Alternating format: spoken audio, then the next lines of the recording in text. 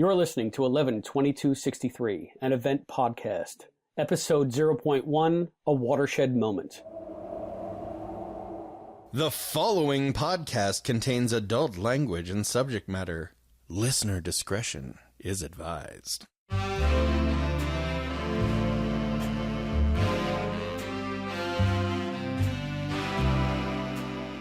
Hi, this is Christopher DeFilippis. This is Skipper Martin. And you're listening to 11/22/63, an event podcast. This is an event podcast all about the world of Stephen King's novel and the new event series 11/22/63 starring James Franco, produced by J.J. Abrams exclusively for Hulu. This podcast will contain spoilers from the book and possibly the series, so if you haven't read the novel and do not wish to get spoiled before the series, pause now and go read the book. Why haven't you? Yeah, right? Why are you listening otherwise? But now that you know that and that's out of the way, we're going to start off just by telling you a little bit about who we are and why we're doing this. So, Skipper, go ahead. Hello, my name is Skipper Martin, and in my personal opinion, I have no business whatsoever hosting a podcast like this. But I've read about 40 Stephen King books and a few of them more than once, seen tons of his movies and TV adaptations based on his stories, and I've been working in television and feature film post-production for 24 years. According to the producer of this show, Albert Burge, apparently all of that makes me qualified. We'll soon find out which one of us is right. I live on the West Coast near Los Angeles, and yes, my name really is Skipper. Chris, who are you? Well, I'm not Skipper. And everybody that I speak to says, is his name really Skipper? And I say, I guess so. I just met the guy. But my name is Christopher DeFilippis. I'm an author and a journalist with 20 years experience. I'm also the host of the science fiction radio program DeFilippis, which airs locally here on Long Island.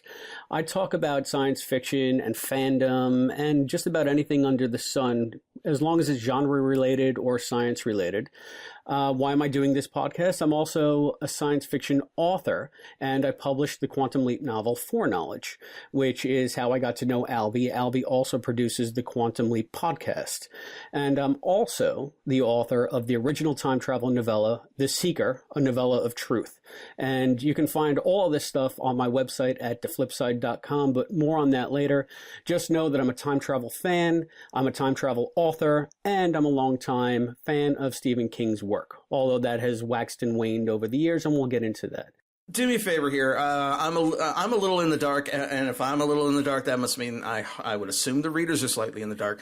This is episode 0.1. Could you explain why the heck that's 0.1? I think the way Albie wanted to set this up was that we were going to do the episodes of the TV show as episode 1.1, 1.2, 1.3 to coincide with season 1, episode 1, season 1, episode 3. But in discussing how we wanted to approach the podcast, we decided that we wanted to discuss the novel first. And being that we're discussing the novel only, Albie decided to make this almost like an issue 0 of a comic book. So when we're discussing just the novel, it will be episode 0.1, in this case, A Watershed Moment. And we broke the novel up into about 5 sections, I believe, that coincide with the sections of the novel. So that being said, this is episode 1. It's going to be about the setup and introducing the characters. And then as the podcast goes on, we'll be introducing each subsequent section of the book leading up to the show. Once the book podcasts are done, we'll be doing a looking ahead podcast. And after that, we'll start in on the show proper. So, Skipper, can you tell me a little bit about your relationship with the works of Stephen King? The very first book of Stephen King's that I found was by accident. I think in the late 80s, early 90s, I was listening to the Mark and Brian radio program, a local, although they spread out across the country, so a lot of people listening to this are probably aware of who I'm talking about.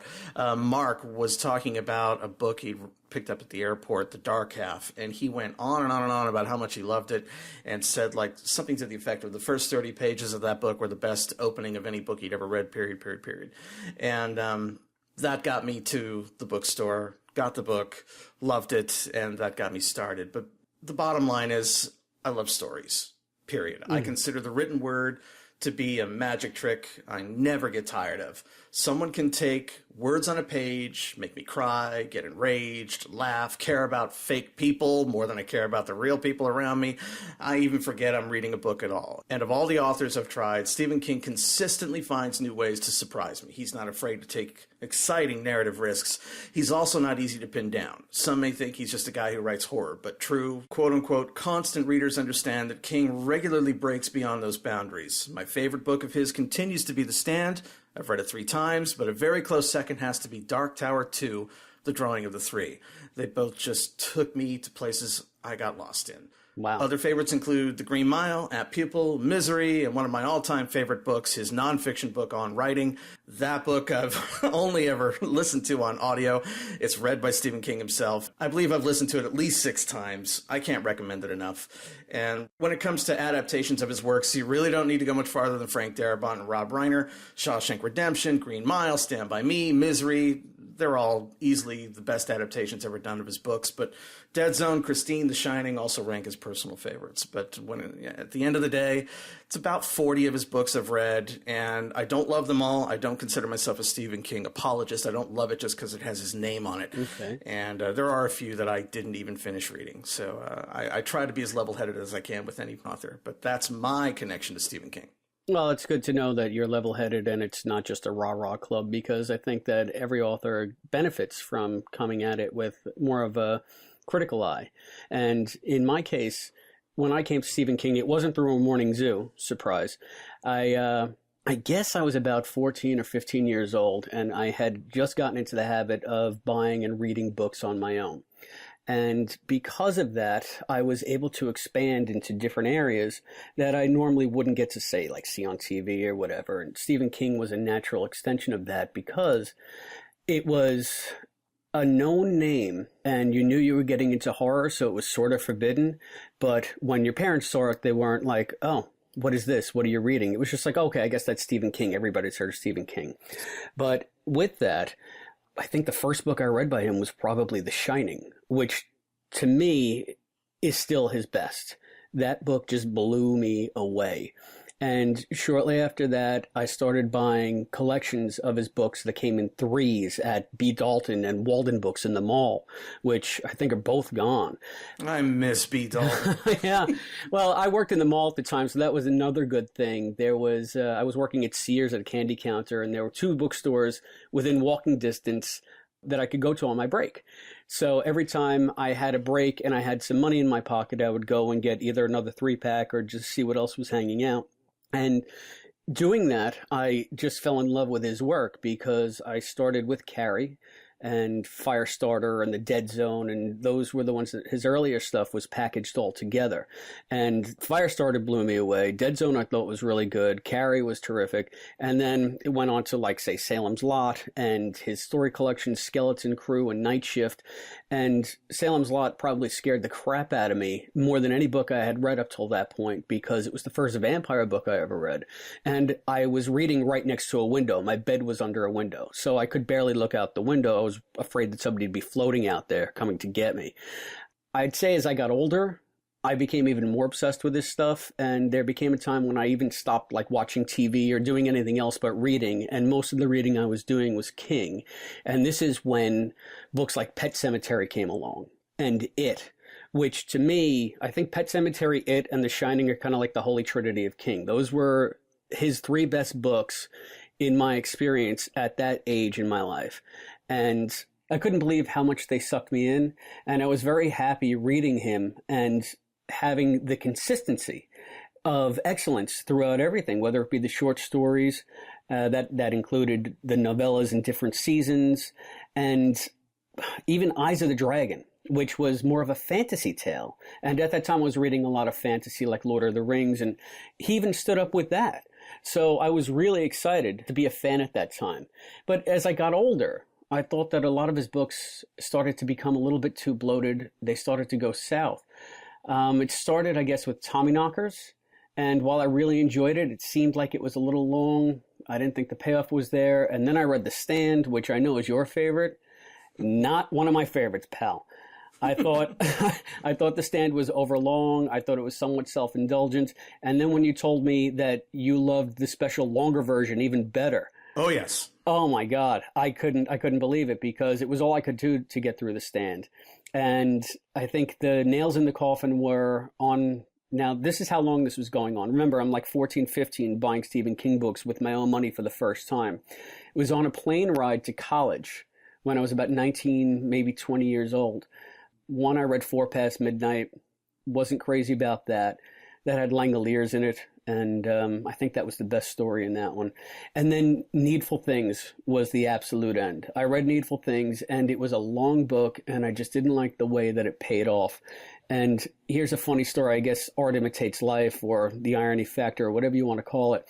When I was reading Needful Things, I was on a puddle jumper plane that went from Long Island to a major hub that could get me to my college in Missouri. And we were flying into this headwind that was insane. The plane was dipping and diving and shaking and swerving. And I was sick to my stomach. And I reach into the back of my seat, and there's no airsick bag. And I'm frantically dinging the stewardess, like, I'm going to blow, I'm going to blow, I'm going to blow. Needless to say, they never got to me with an airsick bag in time. I wound up vomiting all over myself and all over my copy of Needful Things. And I said to myself, well, I guess if I'm going to end King on a sour note, maybe this is a fitting way to do it. So, there's no ambiguity here. And I wasn't that I was hating him. I don't know if I was outgrowing him at the time and his stories just weren't giving me what I was needing, or if he was changing as a writer. I suppose it was a little bit of both. But after that, I kind of left him for a while. And I dabbled here and there with different books. When I was in the cafeteria at my job, they had a bookshelf, and Misery was on that shelf. And I said, you know what, let me read Misery, because I liked the movie. And surprise, surprise, it was great. It was phenomenal. It was like one of the early novels that I had missed. And that's when I started thinking maybe it was not so much me as his changing sensibility as a writer, because Misery blew me away like the old stuff did. Whereas The Dark Tower, I tried that. A friend insisted. He said, it's great. And I punched out after the 4th volume because I just couldn't get on board. And the thought of reading 3 more big volumes for very little payoff seemed to me a fool's errand. I didn't want to leave King with a bad taste in my mouth. I wanted to remember him fondly. So when you guys approached me to do 11/22/63, I think I had been off of King for at least 2 years, and maybe 3, depending on when I did the last Dark Tower book. And I had a lot of trepidation because, once again, you guys were saying, oh, this book is great, this book is great. And I was just thinking, well, Stephen King is a horror writer, and I'm a time travel writer, so what does he know about time travel that he's going to show me? And am I just going to walk away with another bad taste in my mouth? Because the other instance of a horror writer doing time travel, my only other instance, was Lightning by Dean Koontz, which I think that book was a bit of a debacle. But surprise, surprise, I finished 11/22/63 in like 4 days. I thought this book was phenomenal. So I want to thank you, and I want to thank Albie for sort of prodding me into believing in it. And boy, once I got into it, there was no turning back. There was no turning back. So no, we're going to give Albie a fair amount of praise for getting us together and starting this podcast. But I bet the Love Fest is probably going to end somewhere around here because he's given us a fair amount of crap to look at and read too. Yeah, that's true. He's going to be our punching bag a little later on. I can pretty much guarantee you, especially when we get into the Bruce Campbell movie. Oh well. Yeah, just to expand, as a way to sort of grease the wheels on this, and you'll be hearing this, I guess, maybe 16 episodes from now. We'll probably release them as specials after the podcast proper, so to speak, when the Hulu series is over. Albie has been asking us to watch different time travel movies that involve time travelers trying to prevent the Kennedy assassination. And we just got off of one that starred Robert Hayes of Airplane fame. And it was, what would you call it, Skip? I went in probably not expecting very much. Now, Albie made us watch it twice. I really should have only watched it once, because the first time I was able to forgive a heck of a lot. And I found myself actually getting into it. The second time, all the threads were visible, all the problems or whatever. And I think I was cursing Albie's name quite a bit. I didn't hate it, but I hated it enough. Yeah. And then he said, hey, by the way, why don't you go look at this other one too, a Bruce Campbell movie called Time Quest. And I can definitely say I like that one even least. But I have to say that as a preview for what's coming with those shows, I was fascinated and really wanted to see them because I wanted to see how other storytellers were going to take the exact same premise and tell it their way. And unfortunately, King makes them look like real dullards, but that will be discussed in later episodes. Yeah, and I agree with you there. It seems to me that if you're going to read a book about the Kennedy assassination and a time traveler maybe trying to prevent it, you should start with 11/22/63, and as far as I can tell, you should end there too. You should stop. Yeah. Yeah, please. Yeah, just stop. Well, why don't we, since we're praising King's work, what are some aspects of his writing that you like, that drew you in? More specifically, I guess, maybe not specific characters, but just things that when you come to King, you've grown to expect and you can always get out of his work. When it comes to Stephen King, generally speaking, I can approach almost any book he's going, we all start with the dust jacket and, we always start with the premise. And that's what catches the eye. That's what gets me interested. But again, I won't say I've been burned. But there have been books where I'm like, that one didn't work for me. And it always comes down to, that one didn't work for me. The Girl Who Loved Tom Gordon didn't work for me. It just did nothing for me at all. And I think I tried Dreamcatcher, again, did nothing for me. I believe I tried Cell, didn't work for me. So there are those few books. I'll give them a shot. I'll give them their fair shake. If they don't hold me, they don't hold me. Mm-hmm. And when it comes to specifically 11/22/63, you're starting with a premise that's, you're hitting the sweet spot. To say it correctly, I've been fascinated by the Kennedy assassination ever since Oliver Stone's 1991 conspiracy crackpot classic, JFK, starring Kevin Costner. And I no longer buy into the conspiracy theories the movie, tries to convinced me of. I swallowed it whole at the time, but now, no, not so much. And but I still love watching the movie. And that was a gateway into looking deeper into the Kennedy assassination. That led me to one of my favorite books on the subject, Reclaiming History by the late, great, legendary prosecutor Vincent Bugliosi. And that, to me, is the definitive, if you want to know what happened on that day, and you want to know, and he not only takes the time to go through what happened very almost surgically, what happened on that day and the few days after. He then goes through and one at a time blasts apart all the conspiracy theories. So by the end of that book, it's pretty clear why Oswald did it, how it's very obvious he acted alone. And of course, that leads perfectly into the book, Stephen King's 11/22/63, because the book basically asks the question, did Oswald work alone? And that leads, it informs the plot. But what really surprised me about the book, as much as I was really curious about Kennedy and everything and everything, I didn't know how he was going to approach it. Once we got into it, I found myself liking the lead character, Jake Epping, so much. I just wanted to go along with him for the ride. Yeah. And once he finds the rabbit hole and he hits the past, and that's where it all just takes off. The long descriptions of how it smells and tastes and sounds. Yeah. I lost interest in the goal of Kennedy. That came much, much later, and the book stood on its own. So to answer your question, eventually. Yeah. When it comes to King, I will walk into it blindly based on the book jacket, knowing there's a very good chance that that's really only the surface, the only, maybe the gateway, the very beginning of why I'm picking up the book. But he always seems to find a way to take it in a direction that I don't expect. Okay. And that's what I really like. I don't want to know what's coming next. And since he doesn't know based on the way he writes, he doesn't really know what's coming next. It's clearly and obviously entertaining him page by page by page. For some reason, it seems to grab onto me too. And that's my approach. Oh, okay. All right. Well, that mirrors what I always found appealing about his writing when I was a kid, because I couldn't figure out where a lot of the stuff was going, and I was just happy to be along for the ride, because they were ostensibly horror books, just like you said, but they were so much more, and in everything, like the through line for all of his writing was that he always wrote these genuinely likable, relatable characters, and whatever the story was, because of those characters, you'd be drawn in. And I think that you see a lot of that in his son, Joe Hill's writing, believe it or not, although I don't know if you agree with me on there. I just read his writing for the first time. It was 20th Century Ghosts. It was a story collection called 20th Century Ghosts. Had some of the best stories I'd ever read in them.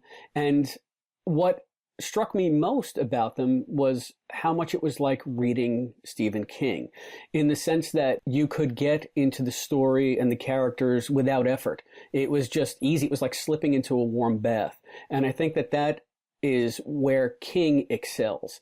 No matter that the plots are unknown, the characters are unknown, within a few pages, you're already in and you're already caring about these people. And I don't know how he does it. I've been writing for many, many years, writing fiction, and you strive to do that. And he just has this natural sort of effortless conversational style that does it. It's not effortless. I can tell you that. The guy knows what he's doing. And aside from that, I did have a lot of genuine scares. Like I told you, Salem's Lot scared the crap out of me when I was a kid. And I thought Pet Sematary was probably like the creepiest and at the same time most tragic thing I had ever read at that age, with the death of Gage and, sorry guys, spoilers, and the way he comes back and what happens to Lewis Creed in that book. It broke my heart. And nothing will ever top the scene in The Shining when Wendy, she takes this knife, she drives it to the hilt into Jack's back, and he's on the ground and he gets up and he says, "You bitch, you killed me." And he starts chasing her with this croquet mallet. I couldn't believe what I was reading. I mean, it completely blew me away. And I've been thinking about that how I was talking about how King makes it seem effortless. You think about, say, the Shining movie adaptation with Kubrick. You have Nicholson, who was kind of crazy. He was just like a crazy bastard from frame one. I always saw Jack Torrance, as played by Jack Nicholson, as just someone who was already on the edge and just needed the slightest push.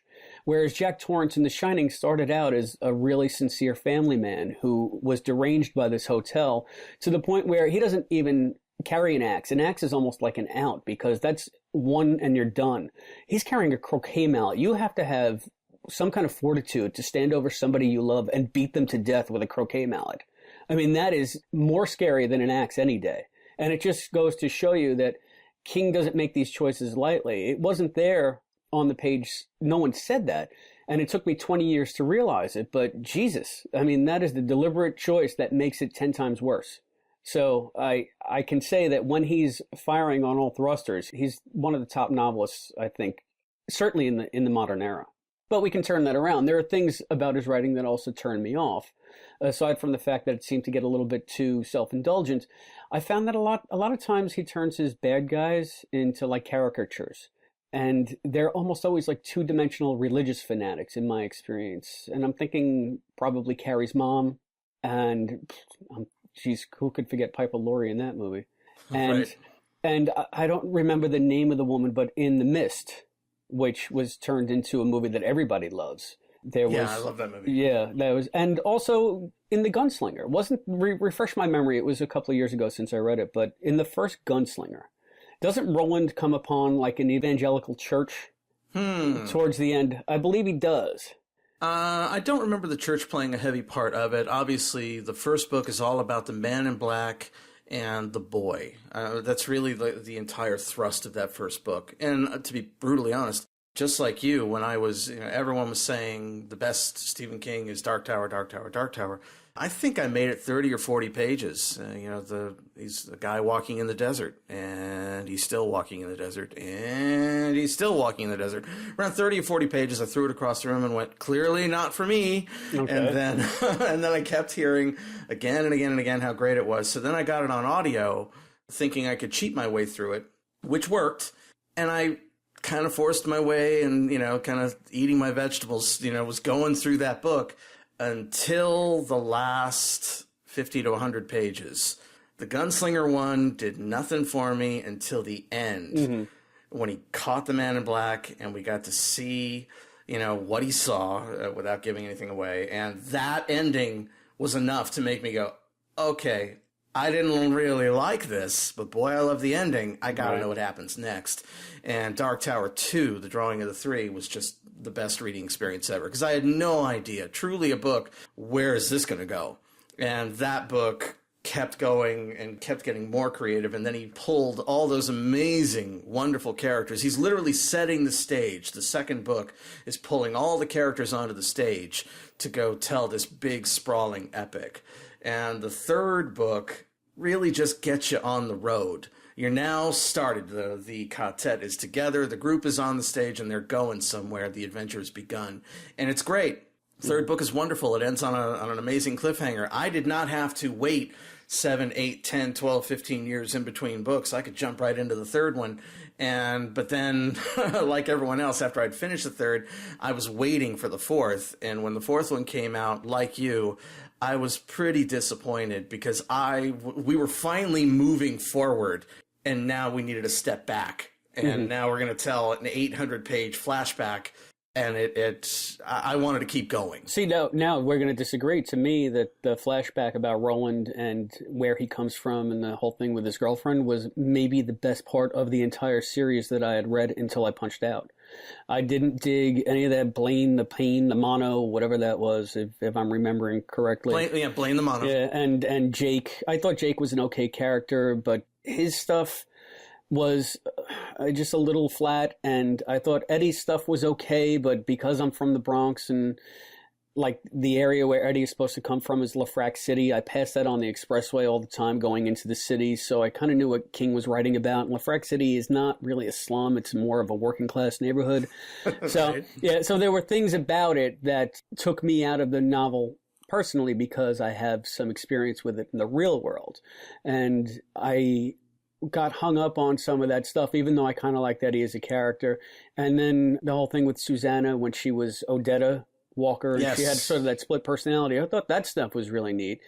And he made that work really well. But when you got to Roland and his past as the gunslinger and where he came from, I was finally like, oh, thank God, you're giving what is basically the Clint Eastwood character from every spaghetti Western a much needed background, because if you're going to be doing this as the character who carries your entire series, he can't always be the strong, silent, mysterious guy that you envisioned first.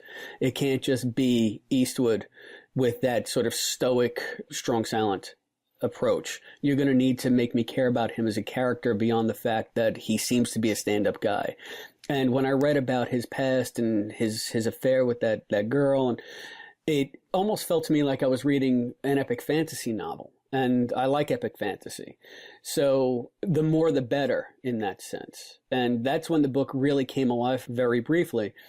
And then we get back to, I don't know, the crackling loony in this weird city, and Blaine the Mono, and this Wizard of Oz ending, and it's all mashed up in my head. I know I'm murdering it, and I know you can call us on this stuff and call us jerks, but Sure. You know what I mean? Maybe we should have researched if we we're going to talk about the Dark Tower this much, but we didn't intend to. But No, anyway, but we're just going. Yeah, but just going into some of the things that we think works with King and some of the things that we don't work with King, I find it very surprising that was the part of the Dark Tower that turned you off the most, where it's the part that I cotton to the best, which is odd. I think ultimately it boils down to he had created something so amazing, and he really did. He lovingly dangled the plot carrot right out in front of me. You know, there's this thing called the Dark Tower. It's this axle that, you know, everything spins on, and it's in jeopardy, and Roland is going to have to get to the Dark Tower and do something to save it, to save the universe, so on and so forth. And that thread, you know, first off, you're talking about a thread that had been out there in front of us waiting, you know, for some people who'd read it since the 70s, 20, 30 years, waiting to see how that's going to resolve. Me, I'd only been, you know, waiting maybe 8 or 9 years in between maybe when I read part 3 and part 4. But at that point, I'm like, dude, get going, get on the road. No, don't back up. Oh, you're backing up. And it's, so when the fourth book kicked in, I'm waiting for it to go forward, and it went backward, and I didn't care how good it was. I bet if I read it now, I would probably enjoy it a lot more because I wouldn't be waiting. I wouldn't need my expectation filled. But then Then tragedy struck, as the cliche goes. That's when King got in his accident. He didn't get in an accident. He was fucking hit, damn it. Yeah. And the guy, van hits him, and he might not live. And a lot of fans, just like me, as selfish as we were sitting there crying, going, oh no, we're never going to know what happens with Dark Tower. And he gets better. He gets back on the horse, and then he writes the last... what is it, 3 books or 4 books? Wolves of the Kala, Song of Susanna, Dark Tower, 3 books. He writes the 3 in a row, and Wolves of the Kala gets him back on the road, and we're moving forward. And I remember really enjoying Wolves of the Kala, but the story does take a turn, or at least it did for me. And I basically really liked it. Song of Susanna I thought was okay, and Dark Tower was good until the ending.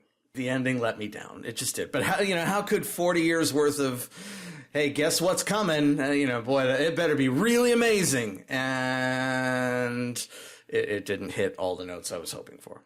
Based on what you're saying, though, that's where I punched out. The funny thing is you're talking about how you needed to wait 8-9 years for the next installment. I had purchased all the Dark Tower books because they're all readily available now. And I have I have the complete series in my library, and I punched out a book 4 anyway. See, maybe that's the secret. Maybe you needed to wait 8 years between books and try and guess where it's going to go. I don't know. Because it gives you time to remember the good times and sort of gloss over some of the things that might have annoyed you about it. Whereas maybe since I'm reading them all together, a lot of that stuff that you had years to let it cool down instead had the opposite on me. Maybe it reached like a critical mass where it's just like, I don't know if I can do this anymore, But that's all academic. Maybe I'll come back to it one day, even though you're telling me that the ending is pretty lousy. Well, I have a feeling I'm such a completist that I'm going to do it. And the fact that they are doing some kind of film adaptation now with Idris Elba as Roland, I think that would be phenomenal. But I wouldn't want to go into the movie and have the movie give me the ending. I'd want to go into the movie knowing the book. Yeah, the problem is I don't think I'm spoiling anything. I think I'm doing a good job of not spoiling it. Mm-hmm. If you haven't read the Dark Tower series, I think I could say this without spoiling anything. There were many books, I'll call them tie-in books, that help flesh out the Dark Tower books as if they're not long enough. There's more story in Hearts in Atlantis, and I really liked Hearts in Atlantis and how it connected. And I actually really liked the book Insomnia. And Insomnia is a very long book, but ultimately Insomnia has a villain known as the Crimson King. And the Crimson King, it's as if the entire book is telling you, this Crimson King is a real bad guy, and he's the guy that Roland is going to go after in the Dark Tower series. You have an entire 1,000+ page book. Is it like a sidequel or an origin for the villain? Or I don't even remember it. I just remember it as a book. I remember really liking it. But in the background, no matter what you're thinking in the book, you're clearly dealing with a character that's going to be a big deal in the Dark Tower series known as the Crimson King. So it's like this entire book is kind of setting up what's going to happen in the Dark Tower. And by the time you finally meet him, when you finally meet this guy, I was unimpressed. That's the word I'll use. And so that part, which is a major part of the ending of the entire book, since that left me flat, that's where the ending didn't work for me. Although, that is not the true ending of the book. Anyone who's read the book knows there's basically 2 endings. And the ending, the true ending of the book, I loved. I loved it. It's so simple. It's perfect. It's everything I wanted it to be. Damn you. You're going to suck me back in, aren't you? Yeah, it's really good. But the Dark Tower, at the end of the day, is extremely long. Yeah. And I think at the end of the day, the point of that book is, let's go on a long adventure.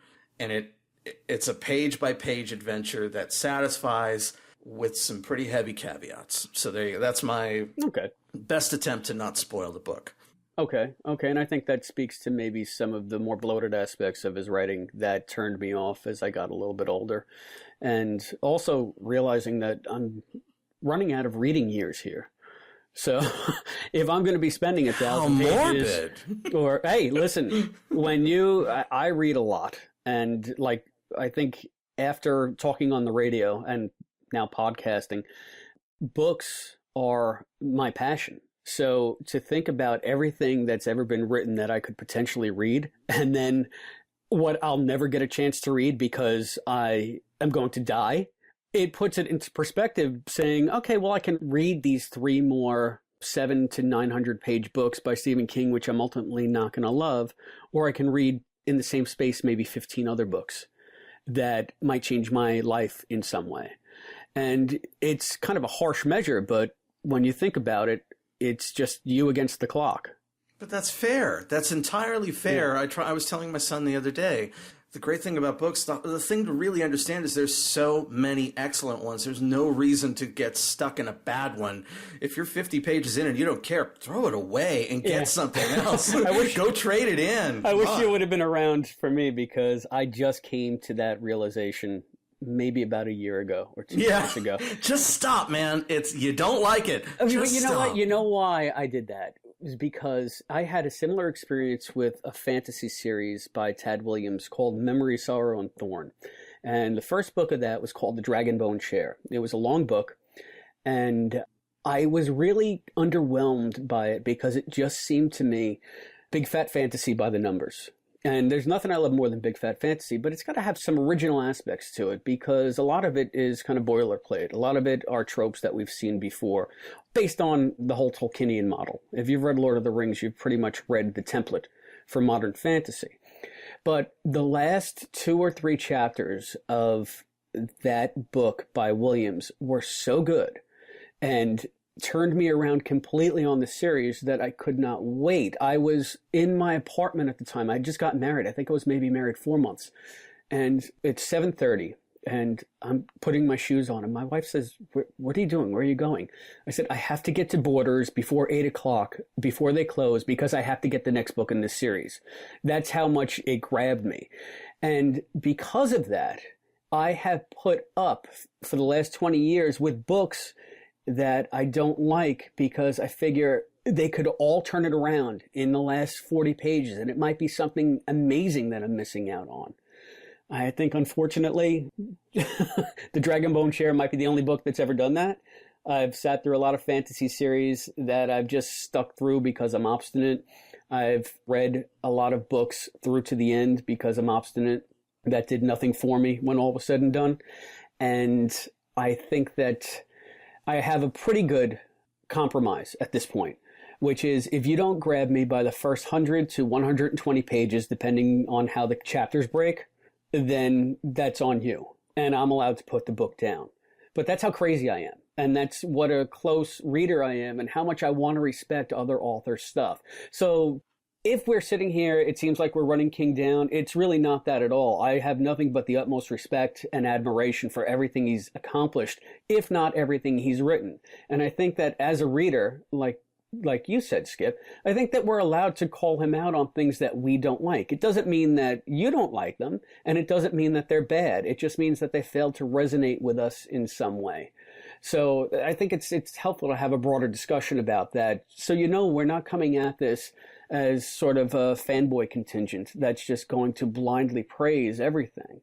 We want to have a critical discussion about not only 11/22/63, but 11/22/63 in a broader context, in a context of King's larger body of work, and in a context that lets you know we're not just talking about this one book. We're talking about, in both of our cases, decades of experience reading this man's writing and having an informed opinion outside of the pages of 11/22/63. And I hope we're getting that across.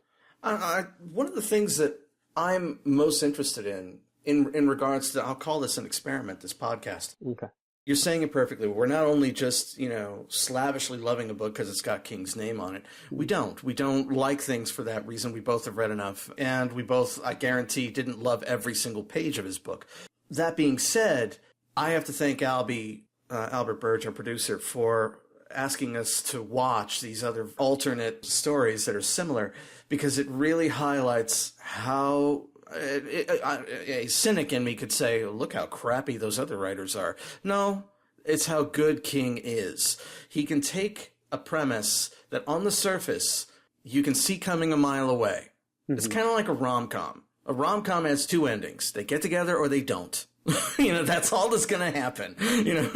Actually, it's usually both of those endings in the other way, in the reverse order. There you go. Yeah. So, you pretty much know where you're going to go. Well, the concept of 11/22/63, you pretty much know before you even crack the book. By reading the back page, by reading the blurb, you have an idea. You don't even need to do that. The way that they set up the cover of the hardcover edition. Yeah, you know it. You pretty much know what this book, or you can assume. Kennedy slain on the front page, and Kennedy escapes assassination on the back cover. So Sure. Yeah. So you pretty much get the idea of what that book is probably going to be about. Then you have these other, I can only go by two. There's a third version where I guess we're supposed to watch an episode of Twilight Zone, the 80s version of Twilight Zone, that also covered the same subject. But I can promise you, at least so far, the two versions that I've looked at, well, 2.5. Stanley Shapiro wrote a book, A Time to Remember. That was adapted into a TV movie that we spoke about with Robert Hayes. Mm-hmm. And then we have a third property that has Bruce Campbell in it called Time Quest. That is like we will get to that soon enough. But at the end of the day, those versions I just mentioned go directly to the concept and concept only, and they got nothing else to say, in my opinion, at least so far, especially the characters. I do remember one of my criticisms of the Robert Hayes TV movie, Running Against Time. The characters don't even feel like characters at all. They're just plot devices that move the plot along to get you to 1963. Right. And King goes in the entirely opposite direction. I care about everything else in this book as well as the whole Kennedy assassination. Right. That's the magic trick he pulls off in this. It seems to be really obvious, and it's much, much better than I think the concept even hints at. And I think that you're absolutely right with that. I think that, not to rehash that podcast that we did based on Running Against Time, but I said it during that, and I'll say it here just for context. That was a story where the plot drove the characters. 11/22/63 is a story where the characters drive the plot. They're all going towards the same end, but King does it in a way that you're not reading about somebody preventing the Kennedy assassination. You're reading about Jake Epping, and he just happens to be, at this point in his life, headed toward destiny in Dallas.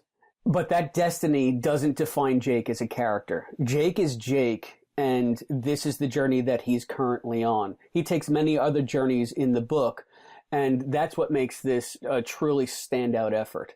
If you're going to go the other way, and go with a premise-based approach to this material, in which your whole goal is to have the Kennedy assassination stopped or have someone try to stop it, I think the best example of that is Quantum Leap. I didn't even think about that, but that's a good point. Getting back to our roots here of how we met on the Quantum Leap podcast, I think Don Belisario, because he met Oswald and because he had a personal stake in the way he thought that this whole thing was presented in the media, he hated Oliver Stone's movie. He wrote the season 5 premiere of Quantum Leap called Lee Harvey Oswald, specifically to refute all of the conspiracy nonsense. And I hated it. You hate it? Well, because I love... where's the conspiracy? Oh, you chicken shit. You like the Warren Reports Commission. Oh, you're one of them. Yeah. Now I look back on it and I love it, but at the time... Oh, I see. So at that time you were still hopped up on the conspiracy. Oh, yeah. Yeah. Let me tell you something, just on the broader sense of that. The conspiracy stuff seemed to have like a hot minute when did that movie come out, that Oliver Stone movie? 1991, I believe. 91. So I was 21. And Wait, let me blow your mind for a second. What? It came out roughly a year after Running Against Time. If you can believe how ancient and sad and cheesy that thing looks compared to Oliver Stone. Well, they were made around the same time. Listen, it's crazy. Say what you will about Stone's movies. He is a director with a vision and a budget. Yes. Whereas Running Against Time was a teleplay for a movie of the week. So, no, don't diss Robert Hayes. Exactly what it was. When he's got a director with a vision and a budget, you get wonders like Airplane and Airplane 2, the sequel. So, I think that it's just, you have to take everything from where it comes from. And by the way, we're all over the board here. Yeah. We're bouncing, but one thing that needs to be said that is apropos to a time travel podcast that can go back and forth and mix things up. We are talking past tense about you're listening to 0.1. What is this other podcast that they're talking about that they already did? We recorded a later episode first. Yeah, and as a matter of fact, before we got onto this call for this debut podcast, I recorded an ID for that later episode. So just so you know, episode 16 is already in the can. Welcome to episode 0.1.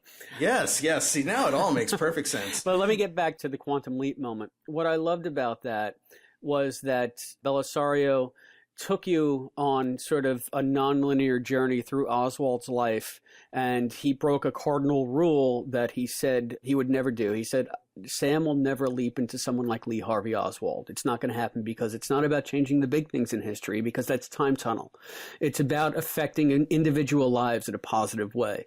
And I think that he went with the Oswald thing. He'll tell you because he was just sick to death of the Kennedy conspiracy craze. It couldn't have been anything but a conspiracy craze that had bloomed in the wake of Oliver Stone's movie. But I also think it was because the network said, this is season 5 and you need to shake things up.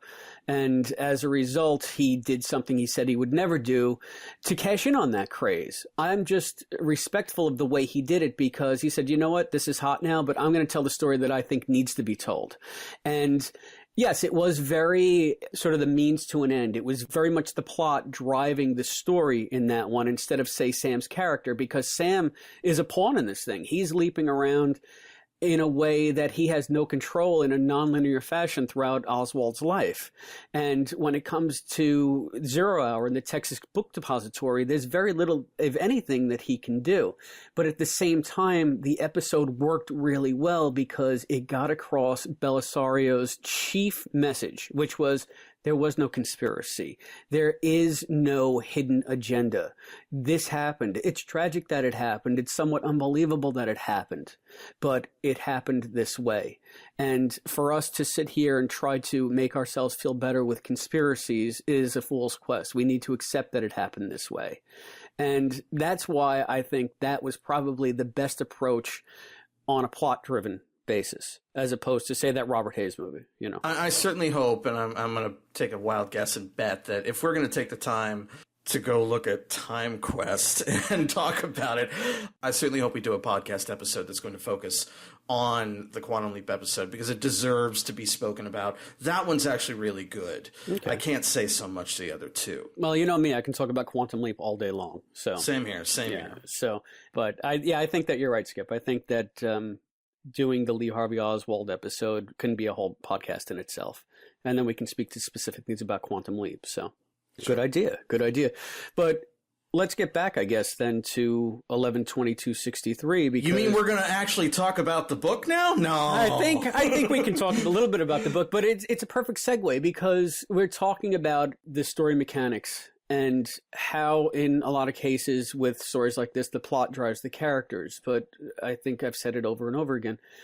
The characters in this drive the plot. And maybe we can give a brief plot synopsis, if you don't mind. Do you want me to do that? I can do that if you like. I think you should do that, definitely. Okay, well, because part 1 of the book is called A Watershed Moment, that's where we copped the title of this podcast from, because we feel like this is our first podcast, so it's our watershed moment as well. But the way King used it, he used it kind of ingeniously, because the Kennedy assassination is known as a watershed moment in history. But he's using that term as the opener for his book, the first part of 11/22/63, to chronicle a different kind of watershed moment. It's a watershed moment of Jake Epping, who's a teacher. The book begins in 2011 in Lisbon, Maine. And Jake Epping is a high school teacher who is making extra money post-divorce by teaching a GED course. So people coming in to get their graduate equivalency degree or diploma or whatever. And in the course of that, he's giving these adults an essay assignment saying, write an essay about an event that changed your life. And he's just grading these papers about, you know, all this bullshit. I knew a buddy in the war. I knew this. I knew that. But he comes across this one essay by the school's janitor, who was also in there to get his GED. named Harry Dunning. And Harry Dunning tells a story about how the night his father murdered his mother and most of his family. And in the book, Harry is presented as a person with a limp. And he's the janitor, he's friendly, he's amiable, but he's not really the sharpest guy. But this essay gives Harry's backstory, and it affects Jake to such a degree that he's taken with Harry after this. Harry becomes a personal friend. He gives Harry an A+ on the paper, and that is integral to the setup of this story. A few months later, Jake gets a call from Al Templeton, who runs the local burger joint. He's a diner owner, and Jake has become friendly with him because he'll go in there after hours, again after his divorce. It's just an easy place to get dinner. And Al's hamburgers are remarkably delicious and cheap, and everybody jokes that they must be cat meat. Well, there's a reason why they're remarkably delicious and cheap. Turns out that not only is Al's diner a diner, but it's also a gateway into the past. And Al has a very specific mission with Jake in mind. He introduces Jake to the rabbit hole. The rabbit hole is a portal in the back of Al's pantry that leads to September 9th, 1958, 11:58 a.m., Lisbon, Maine. And Jake, of course, can't believe it, but on Al's insistence, he takes his first trip and he finds himself back in time. What they do, I think, is ingenious, because you need this the next step in any time travel novel, any science fiction novel, really. You have to set up rules. How does this universe operate? And you have to abide by those rules. Otherwise, there's no way you can suspend your disbelief. And here were the rules of the rabbit hole as Al was able to suss them out, and this is what he tells Jake. It always leads to September 9th, 1958 at precisely 11:58 a.m. Every trip, no matter how long it takes the time traveler, only equates to 2 minutes in 2011. So if you're Al from your point of view and you watch Jake go down the rabbit hole, when he comes back, no matter how long he's been in the past, it's only going to be 2 minutes later in your time. Each new trip resets the timeline and erases any previous changes. So they do this pretty well in the book. Skipper, I'll let you get into that because I know that you really like that part of the story. And they also introduce the notion of the obdurate past. And basically what that means is that the past is going to throw up obstacles to prevent you from changing history. And the resistance is going to be proportional to the magnitudes of the changes that you want to make. So I guess if you want to stop somebody from tripping over a crack in the sidewalk, you're going to have a less hard time than preventing, say, the Kennedy assassination, which is a major turning point in history.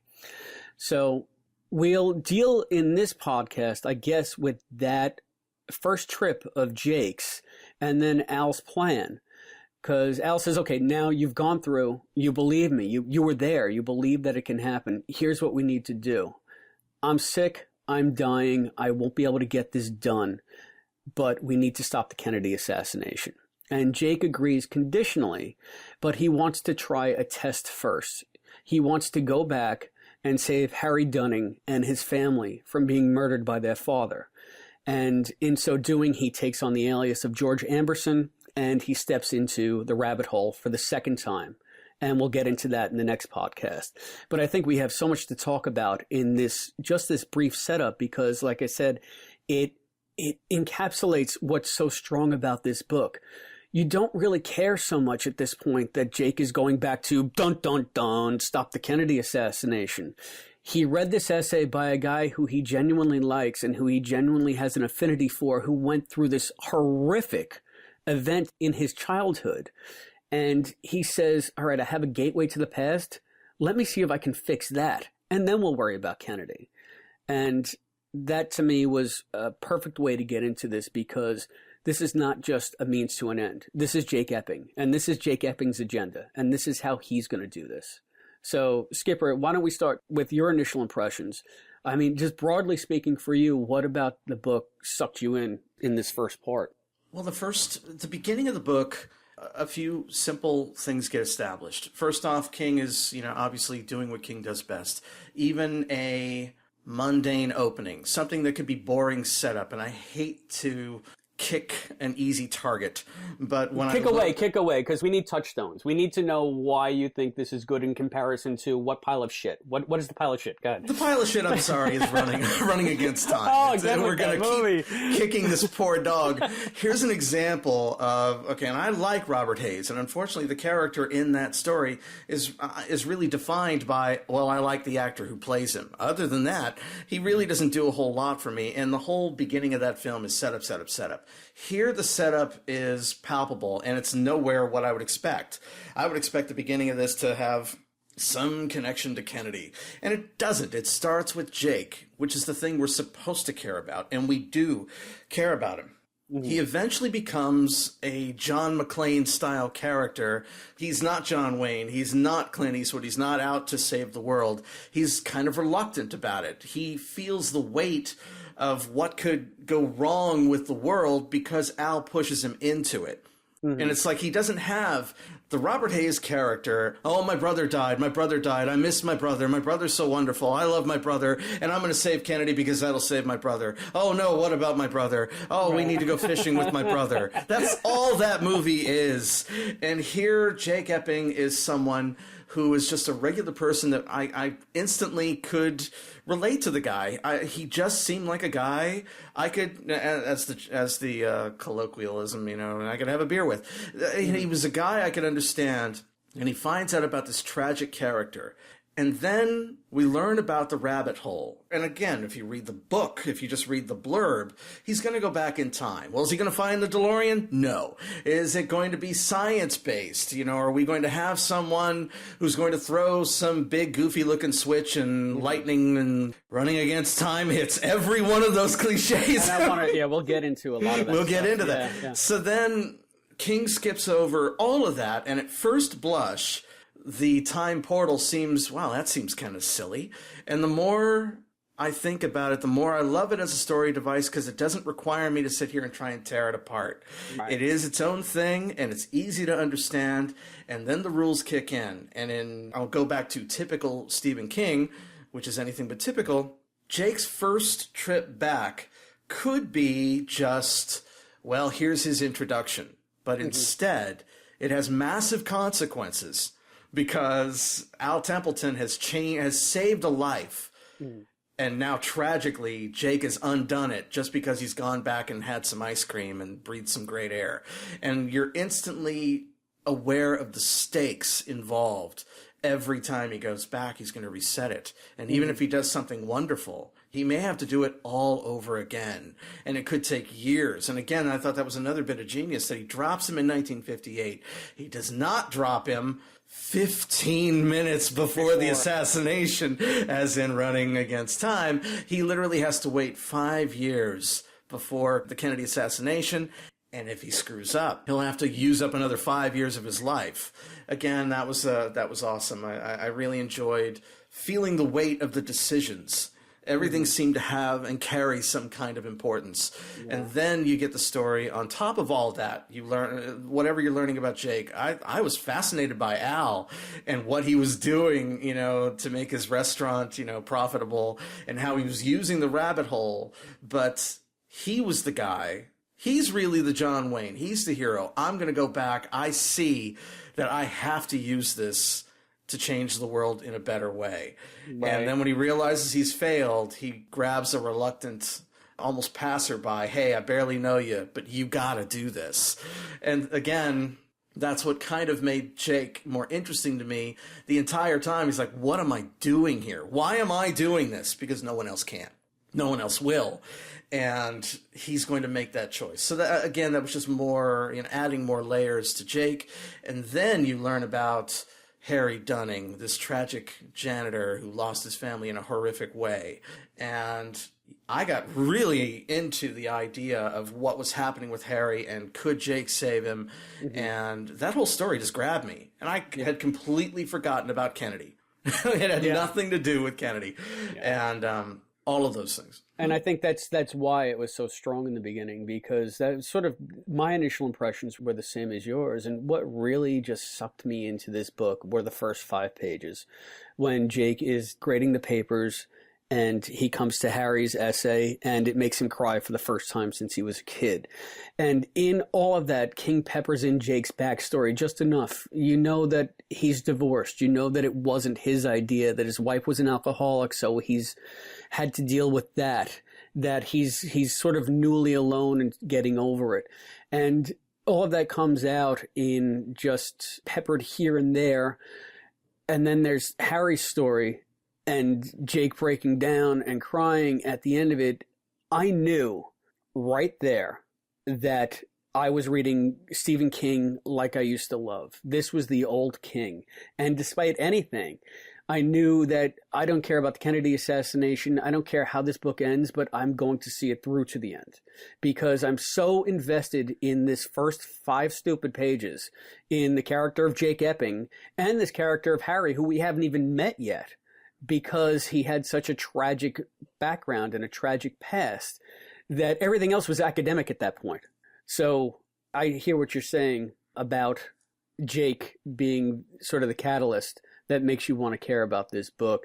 And I love the way that they presented Al from Jake's point of view, because if you remember, Al is this sort of this hale, hearty older guy, and then Jake sees him. And then one night passes, and the next day, Al calls Jake, says, come to the diner, and Jake is this frail, aged, former shell of himself. And Jake is just like, well, what's going on here? Well, how can this be? And I think that King did that for 2 reasons. Number one, how else is Jake going to believe that there's actual time travel, to suspend his disbelief as a character, because he's so sort of everyday, grounded sort of guy. And also to give you, as a reader, like a punch in the face to say, oh, there's something going on here. And what better way to raise the stakes than say, not only is there something going on here, but Al has started something and he can't finish it because he's dying. So he wants Jake to finish it. And I thought that was a great way to usher people who might be reluctant, who might be more into the horror aspects of King or other aspects that have grown up around his work that I don't really know about in the last 20 years. This is his way of saying, this is the kind of ride we're taking now. And I hope it's intriguing enough for you to come along with it. In my case, it was. In my case, it was like coming home. But didn't you find it, well, I'm curious of your opinion of this, because me personally, when it comes to time travel stories, you've written some, you're more schooled in this, but when it comes to time travel stories, it's so easy to make mistakes. It's so easy to get caught up in the technical problems of, well, if this happens, how does that, what about this paradox and that paradox? And Running Against Time is one of those projects where they have a very simple way of dealing with that. Just ignore it. Who cares about all the problems that we are creating with our stupid story? Just go along with it for the ride. King found a way to not only, in a similar vein to Back to the Future, he was able to take something as complicated as time travel and I think streamline it into such an easy, understandable, digestible fashion with just simple devices such as every time's a reset. But more importantly, the obdurate past. Because my big problem with any kind of time travel story like this, what is stopping this guy from going back and kicking the butterfly and causing a problem in China? Well, the past won't let him. And suddenly everything this guy does makes sense to me. I get it. Time isn't going to allow itself to get screwed up unless he can, find some way to outsmart it, so to speak. But it was such a simple concept that made the whole story work without me wondering every single person he meets. Well, he changed that life. Well, he ruined that life. Hey, that person could die. And so I was able to forget all the complications of time travel storytelling because I knew time was working against him and time would make those things work out. Generally speaking, that's where very quickly in the book I thought he was firing on all cylinders. I was able to forget all the complexities and mechanics of a story like this should, be bogged down with. He gets rid of all of that really, really quick. And I care about Jake. I'm not worried about the mechanics, and I'm not worried, is the time travel machine going to work? I'm not worried about, him causing some little mistake and suddenly he'll wink out of existence. I don't have to worry about any of that. I can worry about Jake and what he has to deal with. And that's one of the reasons I love the book so much. Yeah, and I think that that's a strength of the way King approached it. And I think, again, he was approaching it that way for maybe perhaps a more mundane audience. And when I say mundane, I just mean someone that's not a science fiction fan per se and that doesn't geek out over this kind of stuff, especially like me, who geeks out over time travel in general. I think that the way he got away with that from the way you're describing it is because he told it consistently through Jake's point of view. So no matter what was going on, there were no complications back in the past. There was never that moment. Meanwhile, back at the diner, there's chaos swirling around and Al doesn't know what's going on in his reality as it shifts around him constantly. That very well might have been happening, but you were following a linear trajectory of Jake's experience, and all of Jake's experience happened along his timeline in real time, and he only had to deal with, say, the consequences of what he might have changed in the past when he got back to the past.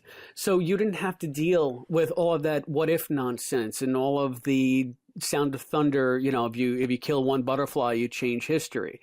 It was a much more, as you said, streamlined approach that allowed you to really revel in the story elements, not so much the mechanics of the time travel. To me, as a nerd and a time travel writer and a geek, I love stories that do both. I love to geek out over the time travel and everything that entails, all the complications, but I also love sort of a linear progression of the story from the point of view of the main character. They don't have to be moving in linear time, but their experiences have to be successive and linear in order for the story to make sense. And I think that King really accelerated in the latter part of that. And the rabbit hole was just his way of saying, I need to get back to the past.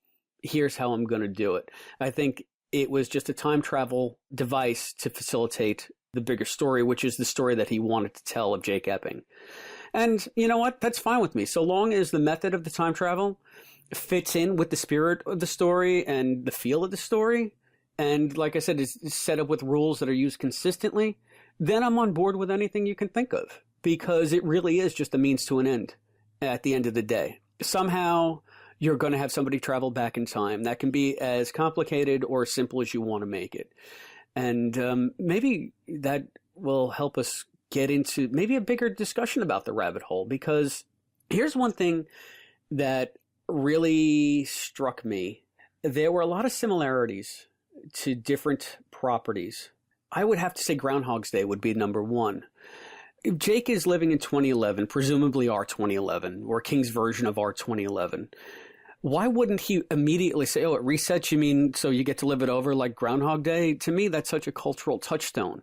But not only that, there was not one mention at all or nod to any other time travel property. Like Jake saying, where's the DeLorean? Or just, did you find that missing? I found that somewhat missing, but that's from my point of view, because I really like that kind of stuff and I like the genre of time travel. And the fact that here's this workaday guy, this everyday guy who is an English teacher and obviously has some kind of literary background, doesn't reference even H.G. Wells. And that was a glaring omission on my part. I thought that maybe King was doing it deliberately. Maybe Jake, it was from a world that was somewhat different than ours and those things didn't exist, but when he came back they would, or whatever. I was giving him the benefit of the doubt, but it's not spoiling it for anybody to say that, no, it actually never comes up. And they never give a nod to different time travel movies or devices or plots or anything like that. Why do you think that is, Skip? Did you notice that absence? To me, that was like a glaring lack. I have a very specific point of view of that, and I'm going to go so far as to almost call it militant prejudice. I am sick. I think this podcast, generally speaking, does its, we don't go out. We talked about harsh language, and this is a book by Stephen King and a miniseries on Hulu. There's a good chance harsh language is going to be in it.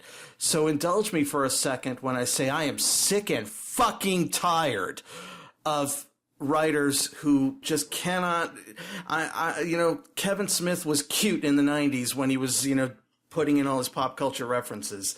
I'm done with it. I am sick of it. I am tired of Family Guy just, raping everything on my DVD shelf. I'm tired of people using pop culture to tell their stories. Tell your story. I don't need you to tell me Star Wars. I've seen Star Wars. I don't need you to talk about it. You're a character that I'm supposed to care about. I already like what I like. And I'm just tired of it. And I'm sorry to get angry, but I am angry. I am honestly sick of it, where I can't watch anything from comedy to drama, you name it. Where are the pop culture references? And if they're not there, someone feels, and I'm not beating up on you. It seems to be so common that I've had people tell me with things that I've written, well, where's your pop culture references? Now, I used to put them in there. And then I got sick and tired of realizing that I'm using it as a crutch, because then my audience will relate to what I'm trying to say if I happen to mention that this is similar to Forrest Gump or whatever. And I'm tired of it. I'm sick of it. I'm so sick of it. I want people to tell original stories. You know what? Even the attempt is worth it to me. Fail spectacularly, but don't sit here and limp along on crutches telling me stories I've seen before. I understand what you're saying, and I am 100% on board with you. Culturally and creatively, we have had our heads up our asses so long that everything that you look forward to these days is a reboot or a sequel or a rebootquel or a rethreading or a reimagining.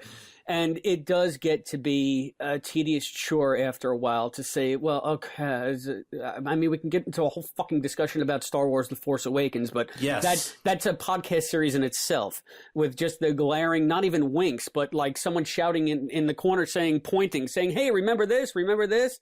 And that's where we've come to, I think, as in popular storytelling, there is just an epidemic of rehashing the same bullshit over and over and over again.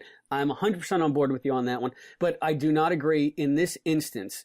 If you are going to introduce a time travel device that not only is set in a current day America, but uses a trope from a very, very popular movie about, I guess, some sort of time travel, because he keeps reliving the same day over and over again. And the reset, it's almost behooves you to at least give a nod to it, like I said, at least H.G. Wells or something, because that's a classic.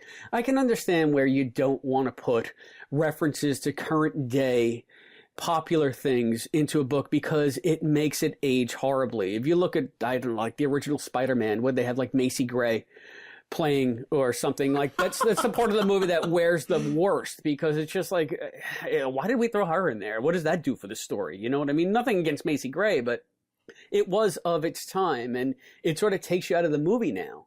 And I can understand, Skipper, exactly where you're coming from. I had to stop watching Family Guy because I couldn't take the oblique references. And as much as I like Robot Chicken, that show is predicated on saying, hey, remember these action figures you used to have? We're going to make them do wacky things, you know? And it's masturbatory. It has nothing to do with originality or story or plot.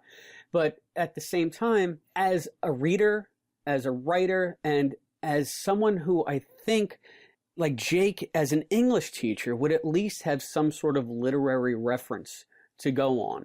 And it's funny because King does make a reference to a Shirley Jackson story later in the book.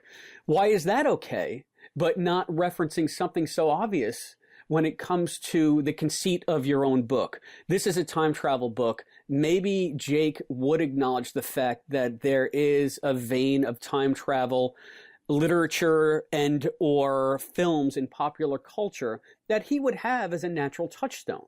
And the fact that he just didn't was a glaring omission to me. That's fair. That's fair. I'll end my case, Your Honor, by saying that I appreciated that I didn't hear about Back to the Future and the Time Machine and Groundhog Day and all those things. I'm happy they weren't there, although you make a damn good point that, man, that's why wouldn't he say that, or at least in passing, say something.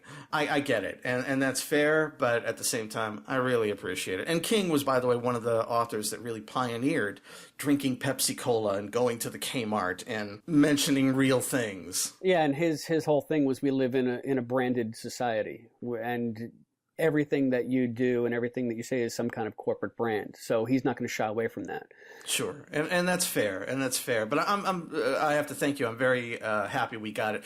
I was able to get that off my chest. But to have that discussion, I'm always looking at. I mean, here's an example. We are talking about a book and a miniseries called 11/22/63 about the Kennedy assassination, possibly being stopped by a time traveler. Man, that sounds really original to me. Oh, well, except that movie. And the book that it was based on. And a Twilight Zone episode. Oh, and that Bruce Campbell thing.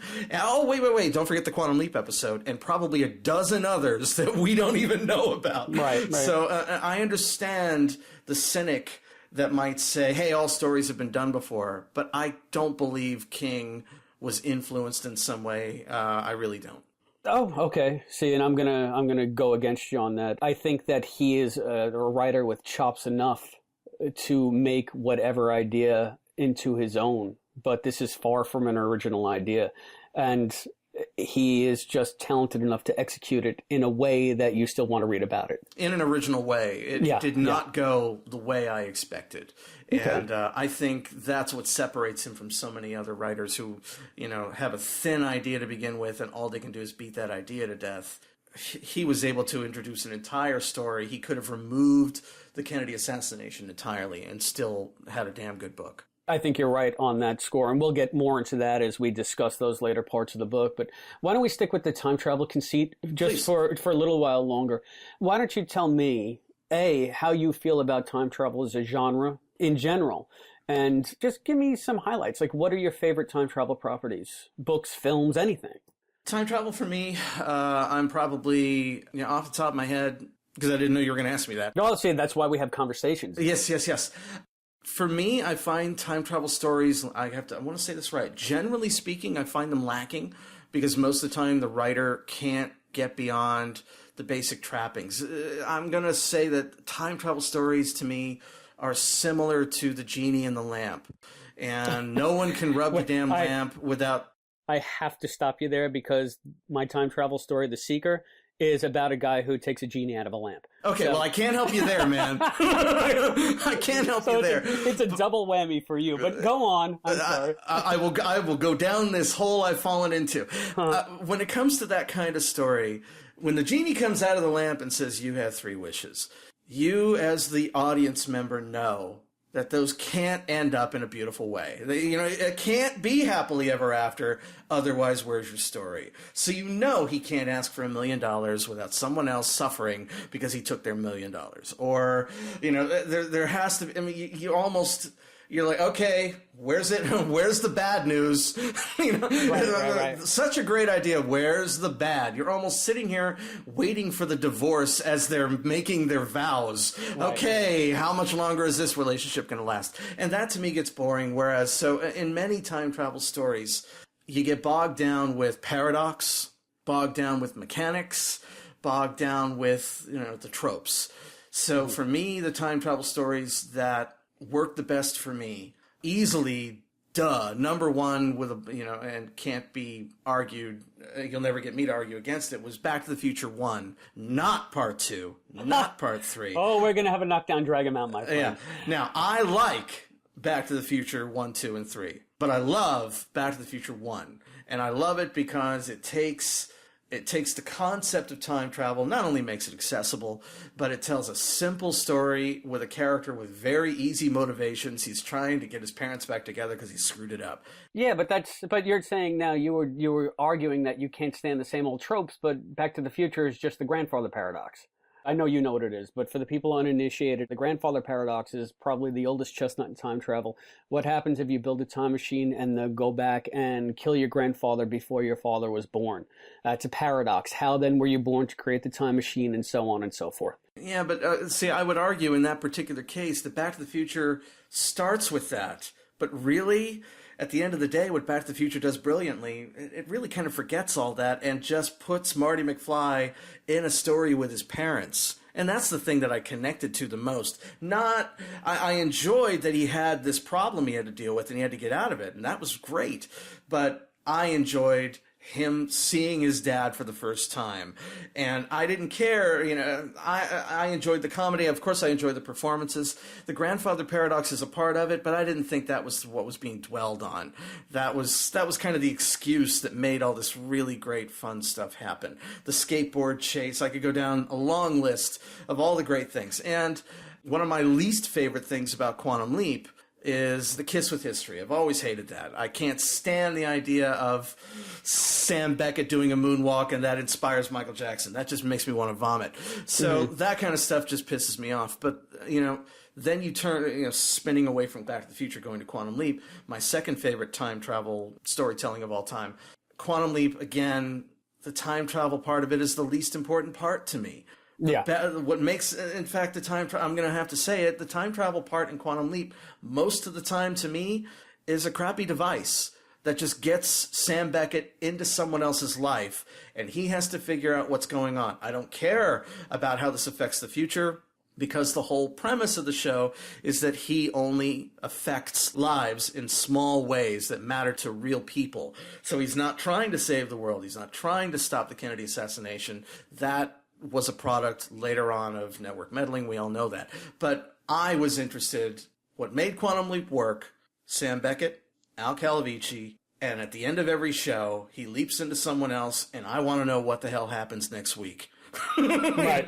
What? Oh, he's what? Oh, I got to come back next week. I didn't care about the time travel. I certainly didn't care about the mechanics and Ziggy and all that stuff. I cared about Sam Beckett, and I wanted him to get home. And that, to me, at the end of the day, is what separates great time travel stories from not so great time travel stories. The Time Machine is another example, a classic example, where I just think time travel in that particular case is used for slang, I'll say Kubrickian way.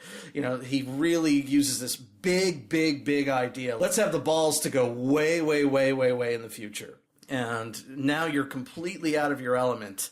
And even if you hate that story, I thought it was very brave to create a whole possible future and blah, blah, blah. So it was a great adventure for me. Those are my time travel, the big ones that I like. And of course, if you're going to count, Groundhog's Day is, oh my God, I love it.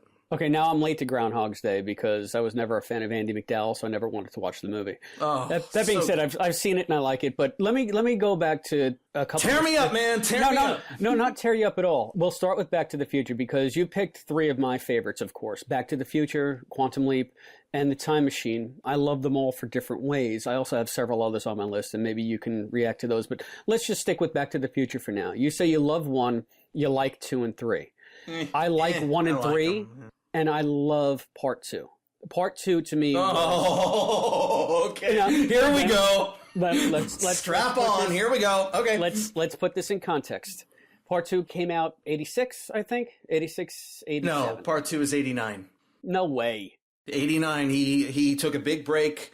And the first one's 85. He goes off and does Who Frames Roger Rabbit. He comes back in 1989 to do Back to the Future 2. Back to the Future 3, I think, came out in 90 or 91. Yeah, because they shot them concurrently. There you go. Okay, so anyway, maybe I was older than I thought, but what dazzled me and what pulls me into time travel stories is the conceit of time travel.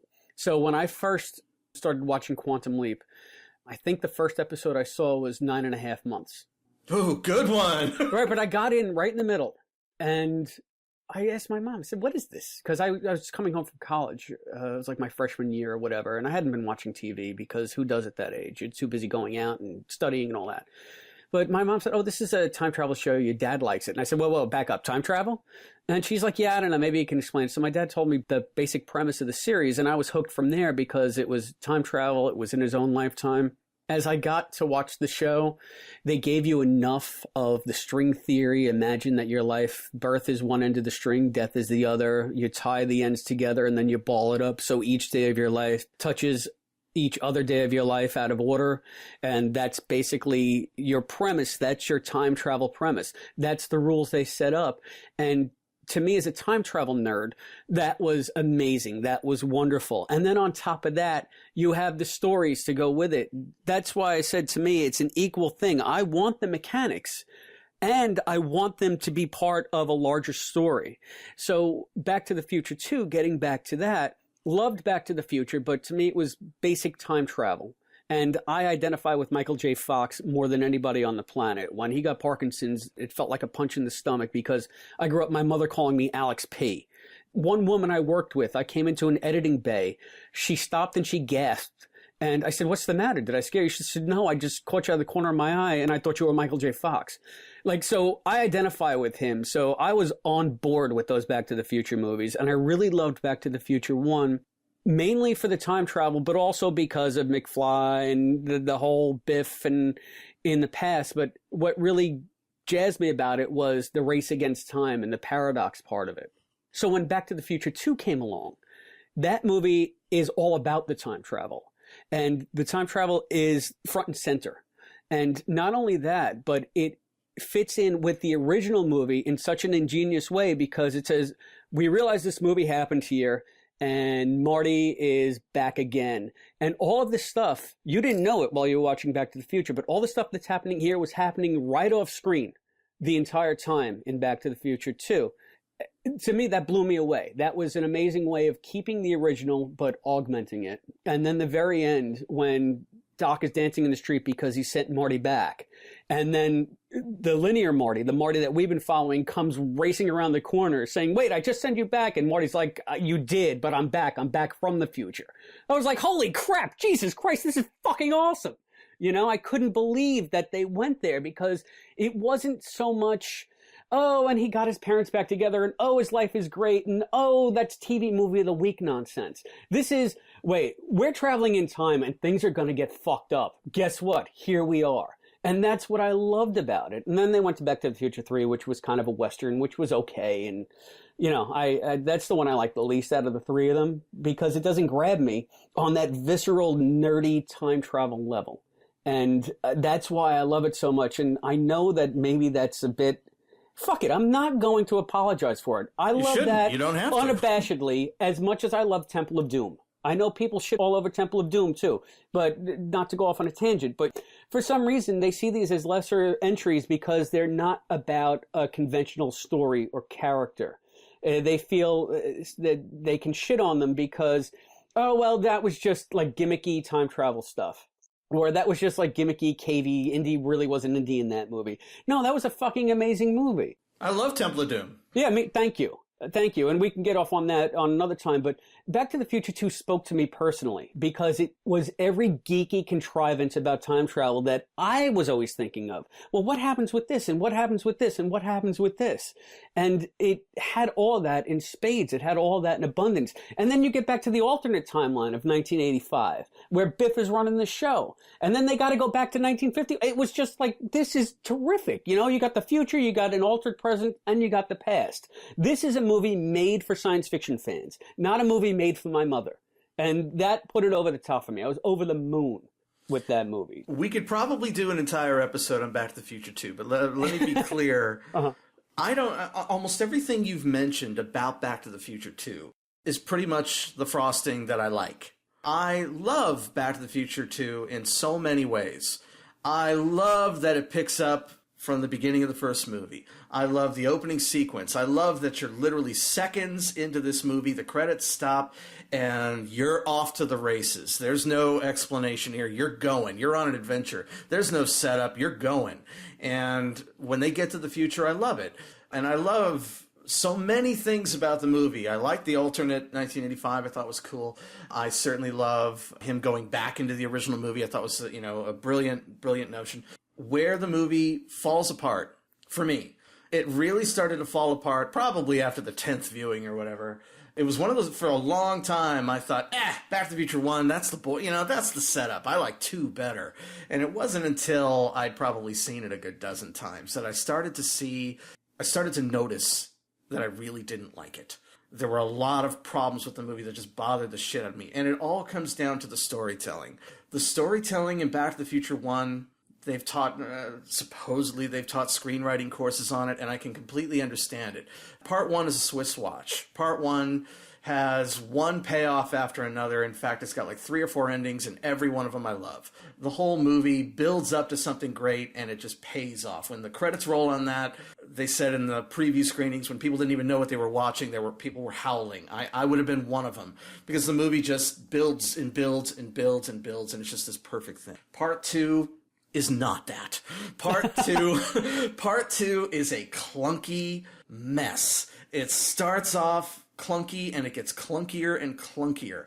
Doc Brown, so many parts of the movie are there to just drive the plot. Poor Jennifer is thrown in an alley just so the cops can find her. That's how bad the storytelling is. Yeah. Take one of your characters, take her out of the car for no reason, dump her unconscious in the alley so she can be found, because that's the only way we can move our story forward. Yeah, I agree with you there. Hang on, there's so many more. That one, is criminal. Then you get, oh God, the Sports Almanac is the MacGuffin of MacGuffins. It's the silliest MacGuffin ever. But okay, fine. You know what? I'll go with that one. Marty McFly has a bad tendency. He's got a lesson to learn, right? Okay, so in this movie, he's got to learn that greed doesn't pay. Okay, fine. So he picks up the book. Okay, and Biff comes up with, oh, that's a good idea. Let me steal this car that I don't know how it works, and I'll take it back to the exact moment in the first movie. Clunky, clunky, clunky nonsense, but fine. Go with it. All right, so then we go back to 1985. That doesn't work. They figure it out. They go back to 1955, and, and of course, now you have to take a character, Biff, who was I enjoy Biff in Back to the Future 1, but he is not some mastermind criminal that I need to see expanded into the ultimate bad guy. His name is Biff, for crying out loud. So to make him be the ultimate baddie that destroys, the time stream, and he is the guy that we now have to fight for not just one sequel, but two. He's a one-note moron idiot who screws up catchphrases, who now has to be the ultimate bad guy. That's ridiculous. And then the only way they can make their fucking story work is to make Marty McFly go flying off the handle if, God forbid, someone calls him a chicken. It's lazy, silly, dumb storytelling. I will give this character one trait just to make my plot work. The whole movie is hinged on this kind of nonsense. Yet, I still have a good time watching it. It just drives me crazy that poor Doc Brown is reduced to, here, let me tell you the plot so the audience knows what's going on. I understand that he plays that role in the first movie, but in that movie, I think it's handled so much better. In the second movie, he is just constantly telling you the plot, because otherwise you'll never know what the fuck is going on. Well, I will. Your mom won't, but I will. You will, but it's just, the movie feels so forced and so utterly absurd. I love the future. I love them going back into the original movie, but it's ridiculous. You didn't come up with a good enough reason for Biff to go back to that exact date. You have to make a joke about it because the idea is so stupid. And you just go down the list of other things in the movie that kind of follow that pattern of just bad, lazy storytelling. Yet, I love the movie. I have a great time watching it. And then you get to part 3, and they abandon all of that for a simple, simple story. The DeLorean's broke, and we got to get back, and Doc falls in love. I like part 2. I like part 3. I love part 1. I am not going to sit here and say you're wrong for liking the movie the way you do. It just took a lot of viewings for me to just see the cracks and see the bad storytelling for what it is. For me, I didn't buy it. But I totally enjoy them. Yeah, it still carries me away every time I see it. And if anybody checks out our website, to the point where my first cosplay ever, I dressed as Marty McFly for Halloween, and there's a shot of me in a DeLorean. There's a DeLorean dealership right down the block from my house. So actually, it's a repair shop, not a dealership. But the proprietor there was nice enough to let me pose with one of the cars. So I'm really into Back to the Future, especially Back to the Future 2. And let's touch on the time machine now. Oh, I love the time machine. Just briefly, I knew, it was Wells's way to talk about the class struggle and the Morlock and the Eloy and all that stuff, and how the underclass is going to literally eat the rich. I got all that, but what blew me away about the time machine, it's just the opening scenes when the traveler, he never really gets a name, discusses the notion of what time is as a fourth dimension. He says, look, you live in space. It has height. It has depth. It has width. but it also has duration, and that is the fourth dimension. And as a young reader reading that, it made me understand it in a way that it's very hard to wrap your mind around time and space and being intertwined and time being a fourth dimension. When Wells put it that succinctly for me as a child, as I assume he put it that succinctly for a mass audience around the turn of the last century, it made me appreciate that, okay, time travel is very complex, but you can also boil it down into something, a concept that's very simple so that it becomes accessible. And then you use it to tell your larger story about class struggle in England. And I guess for me, other things that stand out as far as time travel properties go. 12 Monkeys is probably my favorite movie of all time. Ooh, good choice. Even more than Back to the Future, but that was Gilliam in his prime. Loved Terry Gilliam. Loved the way they handled the time travel in the movie. And the fact that Bruce Willis's character, Cole, says, Madeline Cole plays the doctor that he abducts. And she says, well, what did you came back to prevent the outbreak? And he's like, it already happened. How can you prevent it? You're stupid. And that's another sort of facet of a time travel story that I like. Sometimes they're approached where any time travel that will occur has already occurred. It's already part of our history. It's already written. There's no way you can go back and change something because this is the reality that we're in. And your trip to the past is already incorporated into that reality. So you're not going to affect any kind of change because history is already written. And 12 Monkeys played with that and really came down on the side of all we can do is go back to the past to learn. But there's no such thing as paradox. And it reminded me of a Nova documentary that I saw where they were talking about, is time travel possible? And, you know, Einstein's equations say that it is because time is like a river. It can go backwards or forwards. But at the same time, I was listening to a physicist and he said, listen, you might want to walk up the wall, but the laws of gravity prevent you from doing that. You might want to go back in time and change things, but the laws of physics prevent you from doing that. You know what I mean? They put it in a much more simple, just like it's not going to happen. And I think 12 Monkeys played on that very well, aside from the fact that it was just a wonderful movie and probably Bruce Willis's best performance of his entire career. Other time travel things I like as far as movies, I love the movie Primer, which was this really geeky, interesting puzzle box of a movie. I loved the novel Palimpsest by Charles Stross, which is probably the best time travel novel I've ever read. It's a novella. If you can probably find it on Amazon. Palimpsest, Charles Stross. Go out, read it today. But it deals with time gates and some notions of paradox and things like that. It sort of turns a lot of stuff, a lot of the tropes of time travel on its head. Time and Again by Jack Finney, and I would guess The Company novels by Cage Baker. How could I forget those? But just to give people another aspect, not only are we well-versed in King, but time travel is also, for me, a going concern. I write time travel, I love time travel, I read time travel. And I will always look at a time travel book with a critical eye first. And the fact that 11/22/63 sort of met all of my critical markers and passed says volumes about this book, as far as I'm concerned. Did you have any thoughts on Somewhere in Time? Somewhere in Time, here's the thing. This is what I love about, like, Somewhere in Time. It again shows you the validity of, say, the rabbit hole approach to time travel. Because I find that the nature of the time travel in time travel movies or properties change based on who the story is written for. So if you have, like, hardcore science fiction fans, you're going to get more intricate or prominent sort of time travel devices like H.G. Wells' time machine or a flying DeLorean or the accelerator chamber that sends Sam back in time, because the writers care about that stuff too. But then you go to things that are for non-genre fans. And I think Somewhere in Time is not a time travel movie. It's a romance movie. And the time travel in those things are basically a state of mind. Somewhere in Time it has Christopher Reeve being hypnotized. And by being hypnotized, because he accepts that as his reality, he travels back in time, and I guess he meets Jane Seymour. Yeah. Yeah, I think I saw the movie, like, if I've seen it, it's been 20 years. But that also reminds me of, I mentioned Jack Finney, his novel Time and Again. The way that worked is they found an apartment in the Dakota. The Dakota is this grand old apartment building in New York. And it's still one of the only buildings in the entire city that hasn't changed since it was built. So you go in there and you have 10, 12-room apartments. They're palatial. And that used to just be like de rigueur for the upper class back then.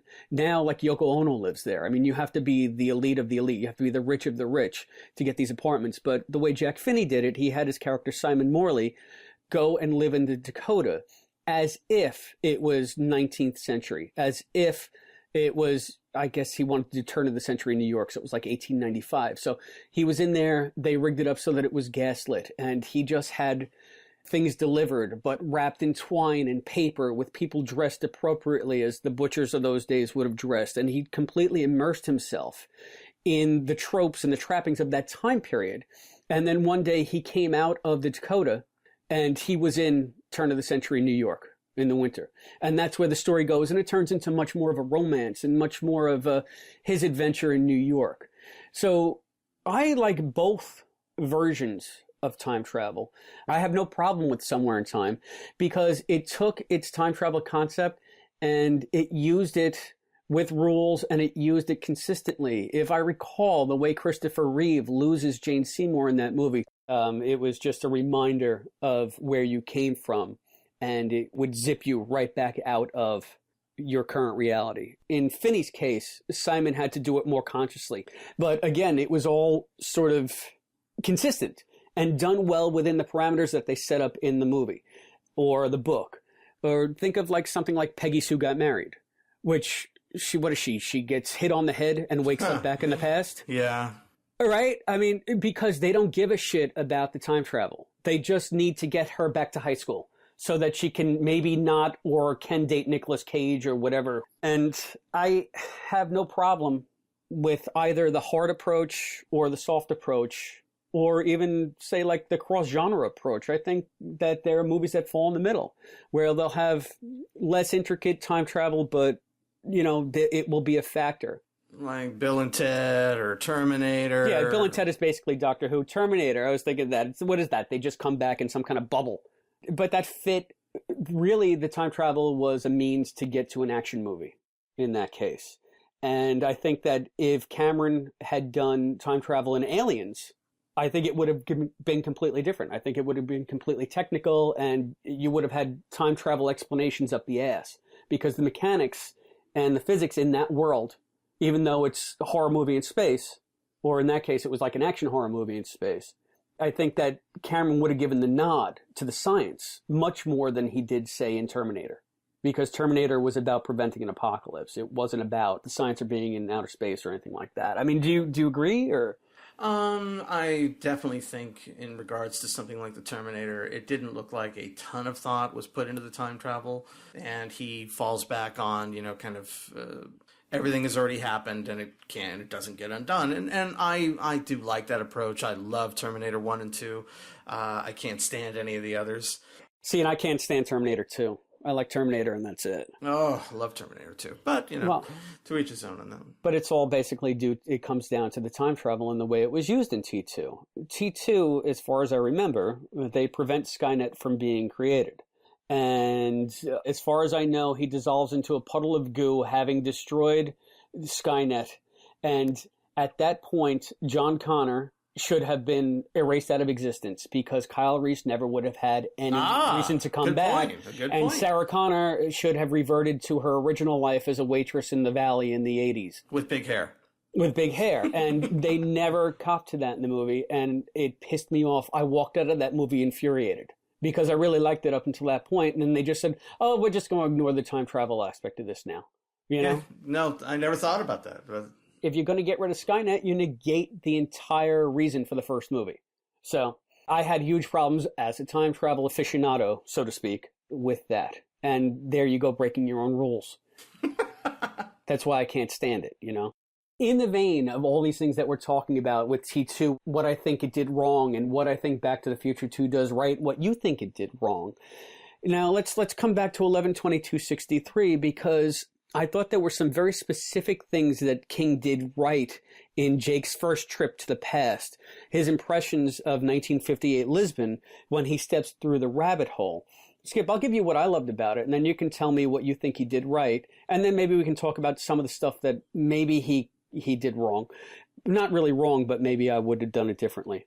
But anyway, I love the fact that when Jake goes through the rabbit hole, the first thing he notices is the stink. And it was such a refreshing kind of eye-opener to the fact that we always sort of idealize the past and are very nostalgic about America when we were manufacturing things here. And we're nostalgic for a time when industry in the post-war years was on the rise, and there was a much more, I won't say thrifty, but a much more burgeoning middle class. And with just a high school degree, you could go work at a factory, and you could go be a lifer somewhere and really make your way. And that's the American dream. But one thing that we never, ever talk about is the fact that all of this industry it was almost the Wild West. It wasn't regulated. There was pollution. There was smell. And just a quick anecdote. I was doing a segment for the Quantum Leap podcast. I do a regular bit on there about the radios that appear on the show, and I date them to see if they're actually appropriate to the year that Sam has leapt into. And one of the recent shows I did featured a Bulova clock radio. And I got to researching Bulova clock radios just so I could get the year and everything. And I found out that this radio that appeared on screen was probably made no more than 30 miles from my house in Valley Stream, Long Island, somewhere in the 1950s. And I got to thinking, wow, Long Island used to have such a manufacturing base. And now it's even Billy Joel in this song called No Man's Land. He says we have no consumer power base, just miles and miles of parking space because everything's gone to retail. But then after sort of that nostalgic, wow, we used to build things even right here on Long Island, this radio that I'm seeing now 40, 50 years later on a TV screen from a series in the 90s came from up the block. But then you got to think about in the 50s, all of these places were like using radium in the dials. And there are a lot of, especially watch manufacturing places on Long Island that are now Superfund sites. They're literally too radioactive to build on, and you have to spend $1 billion remediating the soil before you can do anything with the property. And a lot of these properties are on waterfronts that we're trying to revitalize. And it puts a real rub into any plans that you have of building an economy for the 21st century that's built on walkability and downtown. And that's a whole nother pet project of mine. That's a whole nother pet area. But when Jake comes back and he just smells the stink of the curing shed and the dyeing and the factory, it was so refreshing to me because your inclination would be to say, wasn't it great back then? And you know what? No, it was just different back then, but it wasn't necessarily great. And I thought that King really got that part of it right. I think where he fell down a tiny bit, where he came just short of nostalgia, is Jake then proceeds after he sees the yellow card man and he goes to get a root beer. And while it doesn't ever get like treacly or sentimentally sweet, he talks about how the root beer, it just seems more there. There's more presence to it, whether or not it's how it's made or whether or not it's whatever it is. He finds that his experiences with products back then is more substantive.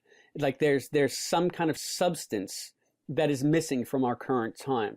And I don't know how much that washes with me. That reminds me of another story where I was in a cooking class and my teacher would tell me about how when you cook for an elderly population or a senior population, as time goes on, you lose taste buds. And you eventually lose your ability to distinguish between nuanced flavor. So you either taste something that's very sweet or very salty, or the chief criteria seems to be the older you get, as long as it's hot, you're happy.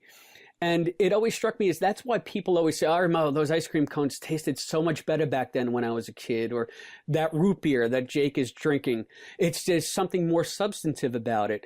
But I don't know that anything these days is less substantive. You just have lost your ability to really taste it the way it was meant to be tasted because your tongue doesn't work the same anymore. But based on that and your subjective experience in that, we build a whole nostalgia about how things were better back then. And I felt like he sort of straddled that line a little bit. And that's one thing that I didn't like about Jake's trip back. So I liked a lot of the realism parts, but when it got to be a little bit nostalgic, that's where it annoyed me a little bit. It wasn't a deal breaker or anything, but it annoyed me a little bit. See, that seems a little strange to me because obviously, we definitely differ in opinion on that. The root beer thing to me, I don't remember, and maybe I'm misremembering it, but I don't remember him saying, "Oh, I remember it tasting like this." No. He didn't say that. He Right. didn't say that. What he said was when he tasted it, it seemed more substantive to him. And to me, that was King saying, "Do you remember how much better things used to be?" It didn't speak to Jake's experience, but it spoke to a general mindset that always seems to pervade any kind of discussion of the past.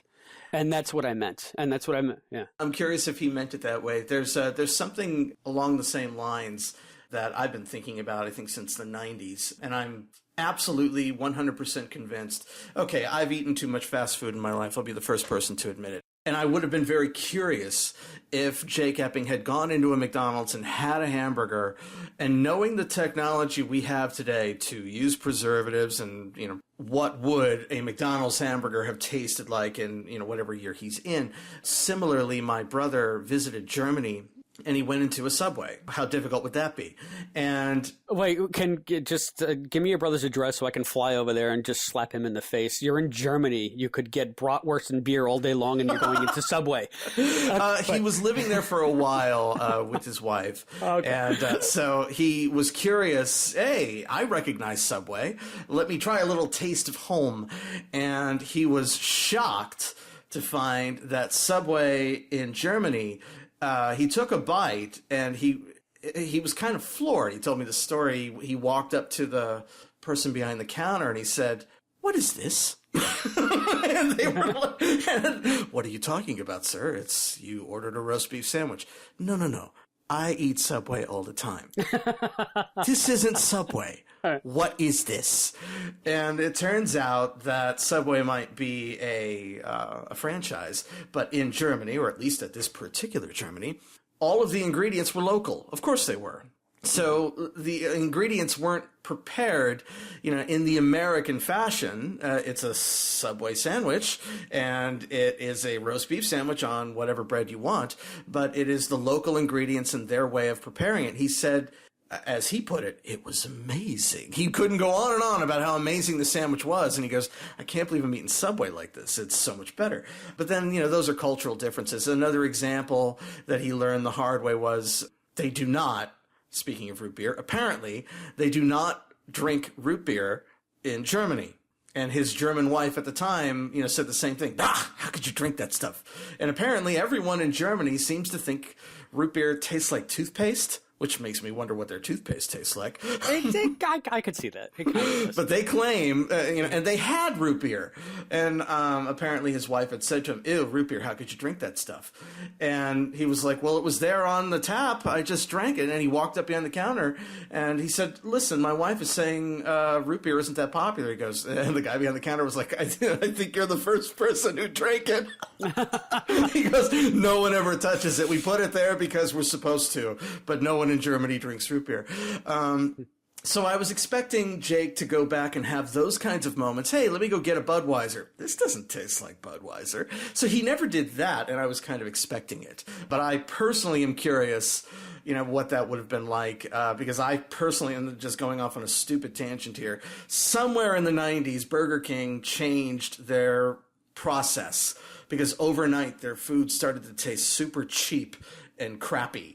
And I remembered, it must just have been a bad day. And it has never stopped since. So I wonder if McDonald's, the recipe on how they make their chicken nuggets and how they make a Big Mac and what it would taste like from then to now, that'd probably be one of the first things I would want to do, Pulp Fiction style. Let's go find out what their quarter pounder with cheese would be like.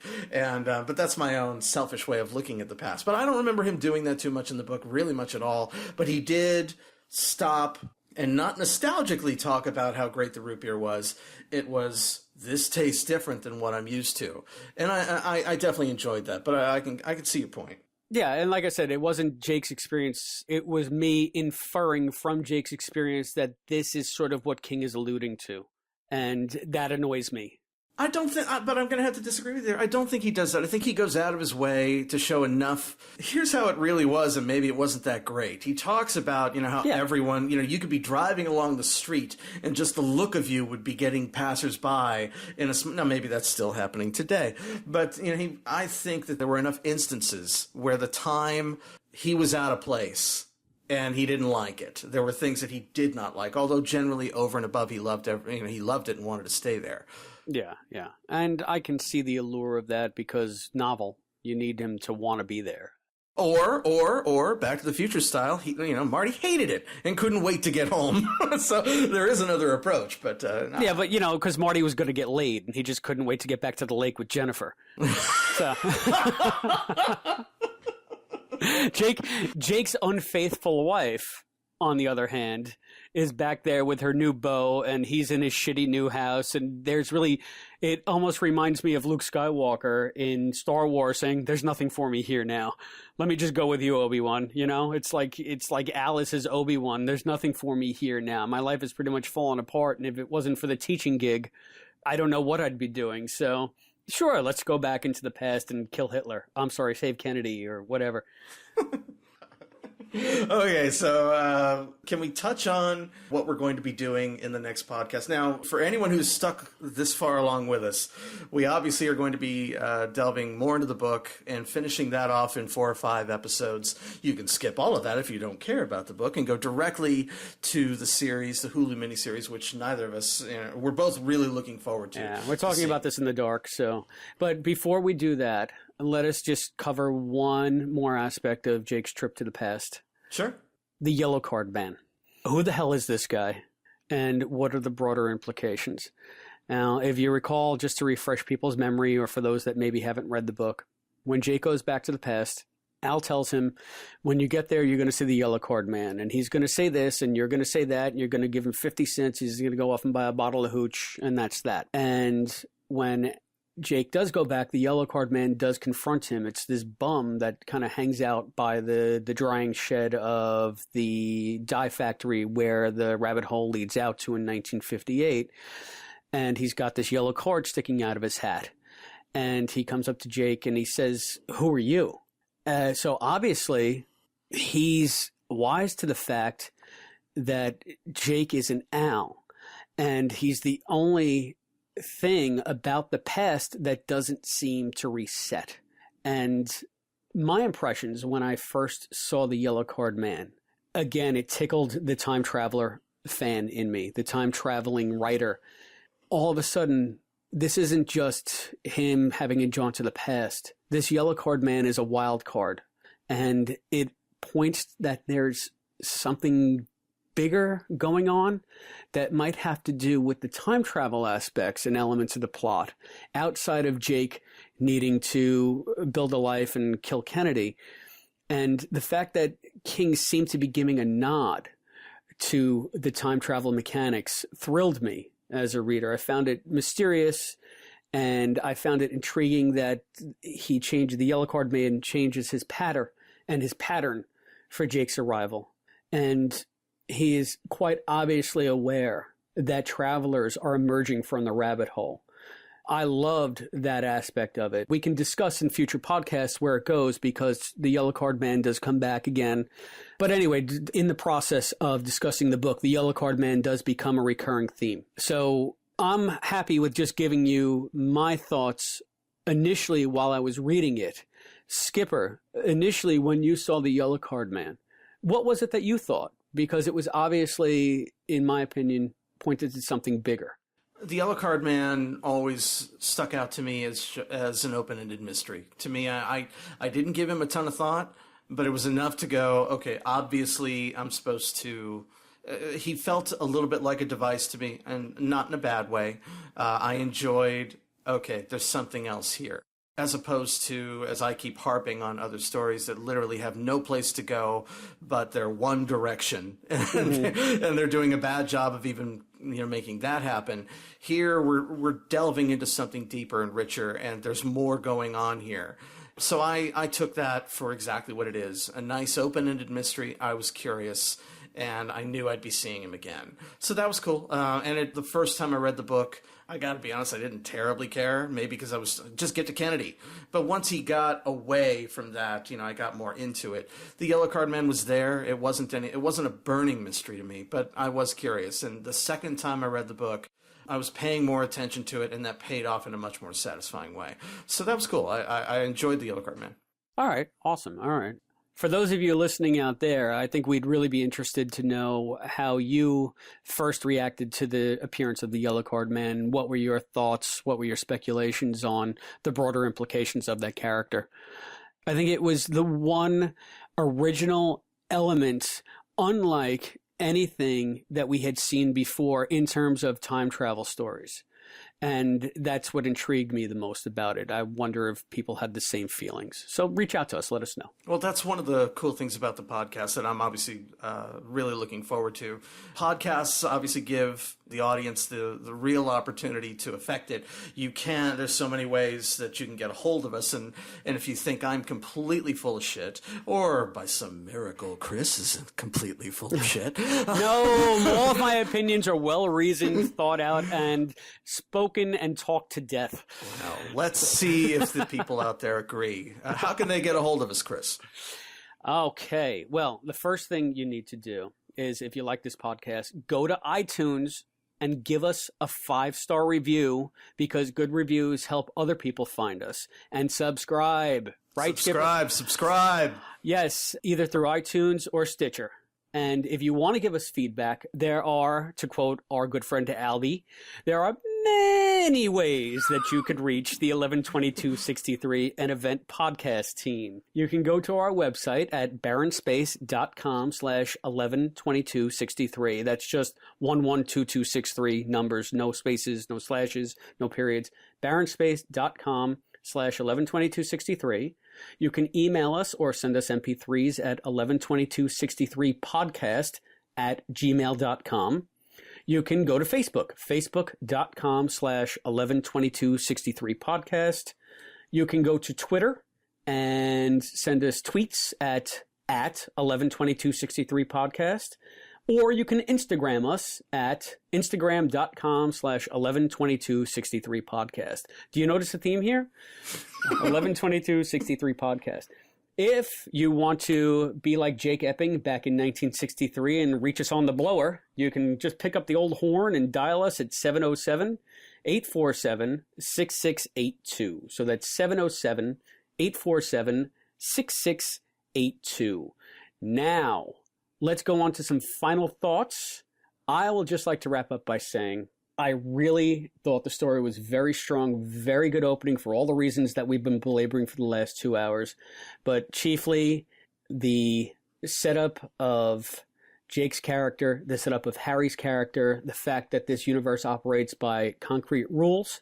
And I think I knew as a time travel fan that it was headed in a place that I was willing to follow above and beyond the strength of the characters. And that was very important to me. Like I said, it was one of the biggest trepidations I had going into this book. I'm very glad that it really quelled all the fears that I had. Some of the shortcomings, I think that the aspect of the reset button gives me pause. The fact that every time you go back, it has the danger of turning into a get out of jail free card. And we can talk about maybe some of those aspects as the book goes on. That was what my one trepidation with how they set up the rules for this universe.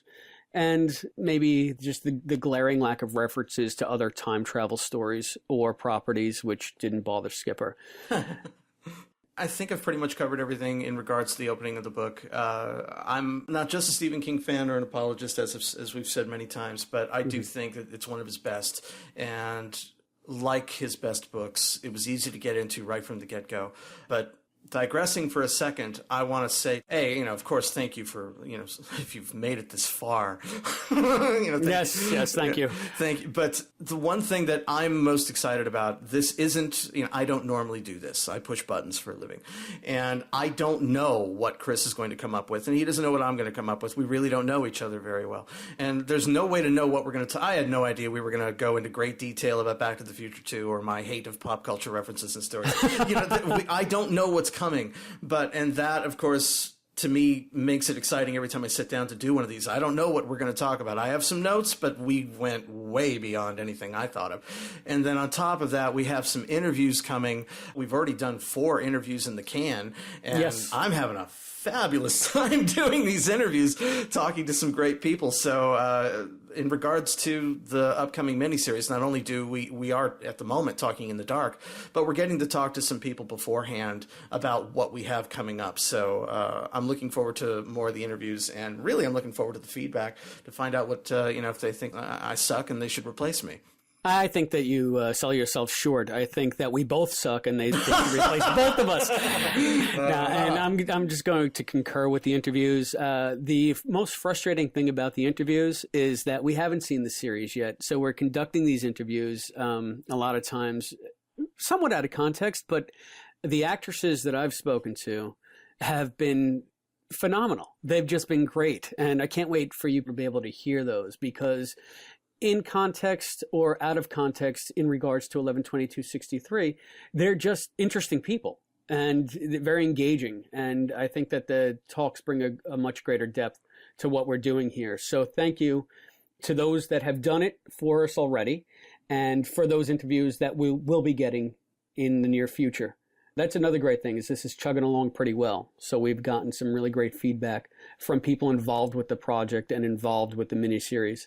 And who knows? We can shoot for the stars. Maybe we'll get Stephen King. Maybe we'll get J.J. Abrams. Maybe we'll get James Franco. I'm putting it out there as a possibility. I'm not discounting it. The other cool thing that I've noticed, looking at it away from myself, looking outside of it, on the outside looking in, the way the interviews are handled. You have handled half of them, I've handled half of them. You interview very differently than I do, and I'm surprised at how often I'm surprised. So the way what's coming up in these conversations, I don't know what anyone's going to say, including in the interviews, and I don't know how your interviews are going to go. So I'm constantly being surprised at how this is turning out. So I guess we once again have to shamelessly thank Albert Burge for putting us together, because I think he's done a fine job. Well, yeah, you did a good job with Chris. I think you did a good job with Skip. So we're going to find out. Our Mutual Admiration Society is probably making everybody sick now. So. Probably. One final question.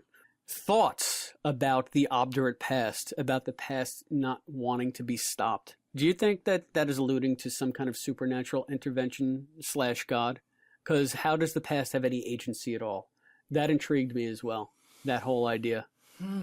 As I said earlier, I totally love it in regards to it just solves a lot of narrative problems that I typically have with time travel stories. But beyond that, I never took it as any kind of intelligence. I took it as kind of like nature, an animal's instinct, how a cat reacts to a cucumber when you put it down near their food. There seems to be some kind of natural course to the way things are going. And so I didn't take it as any kind of intelligence or God, but it's interesting to me that you would bring it up that way. Well, it's just something that I always wonder when you talk about the past not wanting to be changed, or the past resisting change. As I said, that gives the past some form of agency. And how does a string of events that could have gone any way? I find the universe, as my personal belief is, the universe is completely random. And things happen for no reason. They just happen because they happen. And whenever you talk about the difficulty of changing the past, are you alluding to something bigger? Are you alluding to a benevolent or at least guiding principle?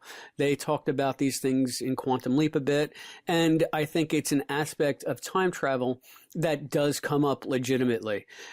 That being said, I am of the same mind as you. I saw it as more of a preservation tool and a story device. And if something is set and a river is flowing, it's very hard to change the course of that river. Whether or not the river would be able to throw obstacles in your way, as we'll get into as the book progresses and as our discussion of the different parts of the book progress, that is a different question. But I didn't have a problem with that aspect of the story.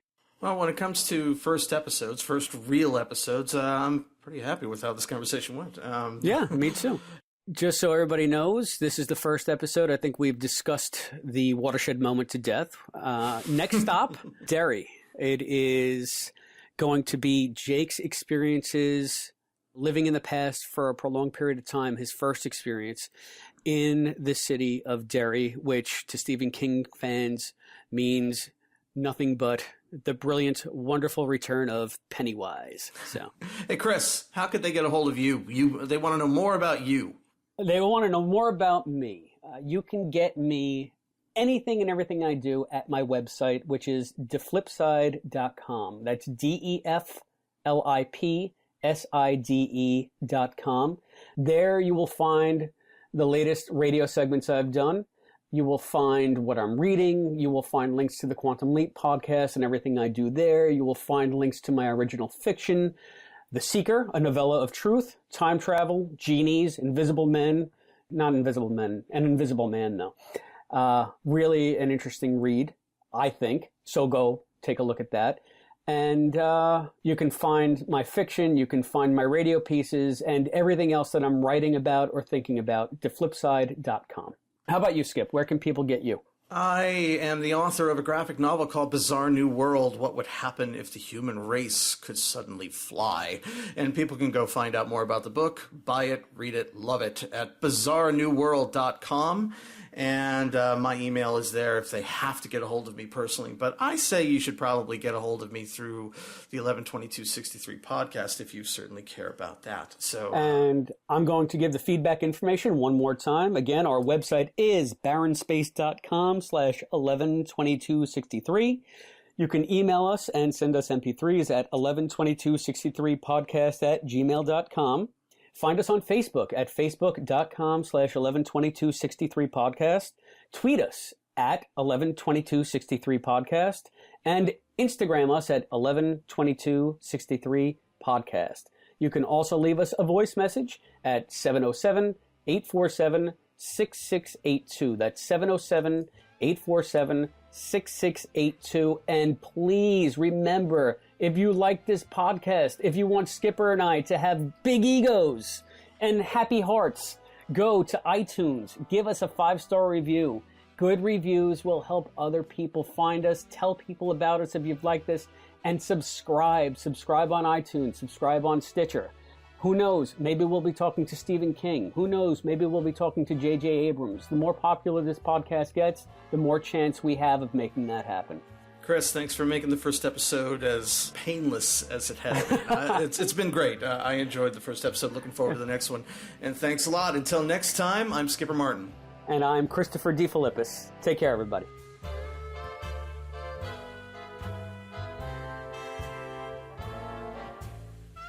Thank you for joining us for 112263, an event podcast. Your hosts are Skipper Martin and Christopher DeFilippis. The show is edited by Juan, and Juan is the co-executive producer. The executive producer is Albert Burge. The views and opinions expressed in this podcast are those of the individuals and may not represent or reflect the views of 112263, an event podcast. Barren Space Productions, its partners or affiliates. 112263, its universe and all its content is property of Stephen King, Bad Robot Productions, and Hulu, and in no way are connected to this podcast or Barren Space Productions. No copyright infringement is intended. 112263, an event podcast, is a Barren Space production. Copyright 2016, all rights reserved.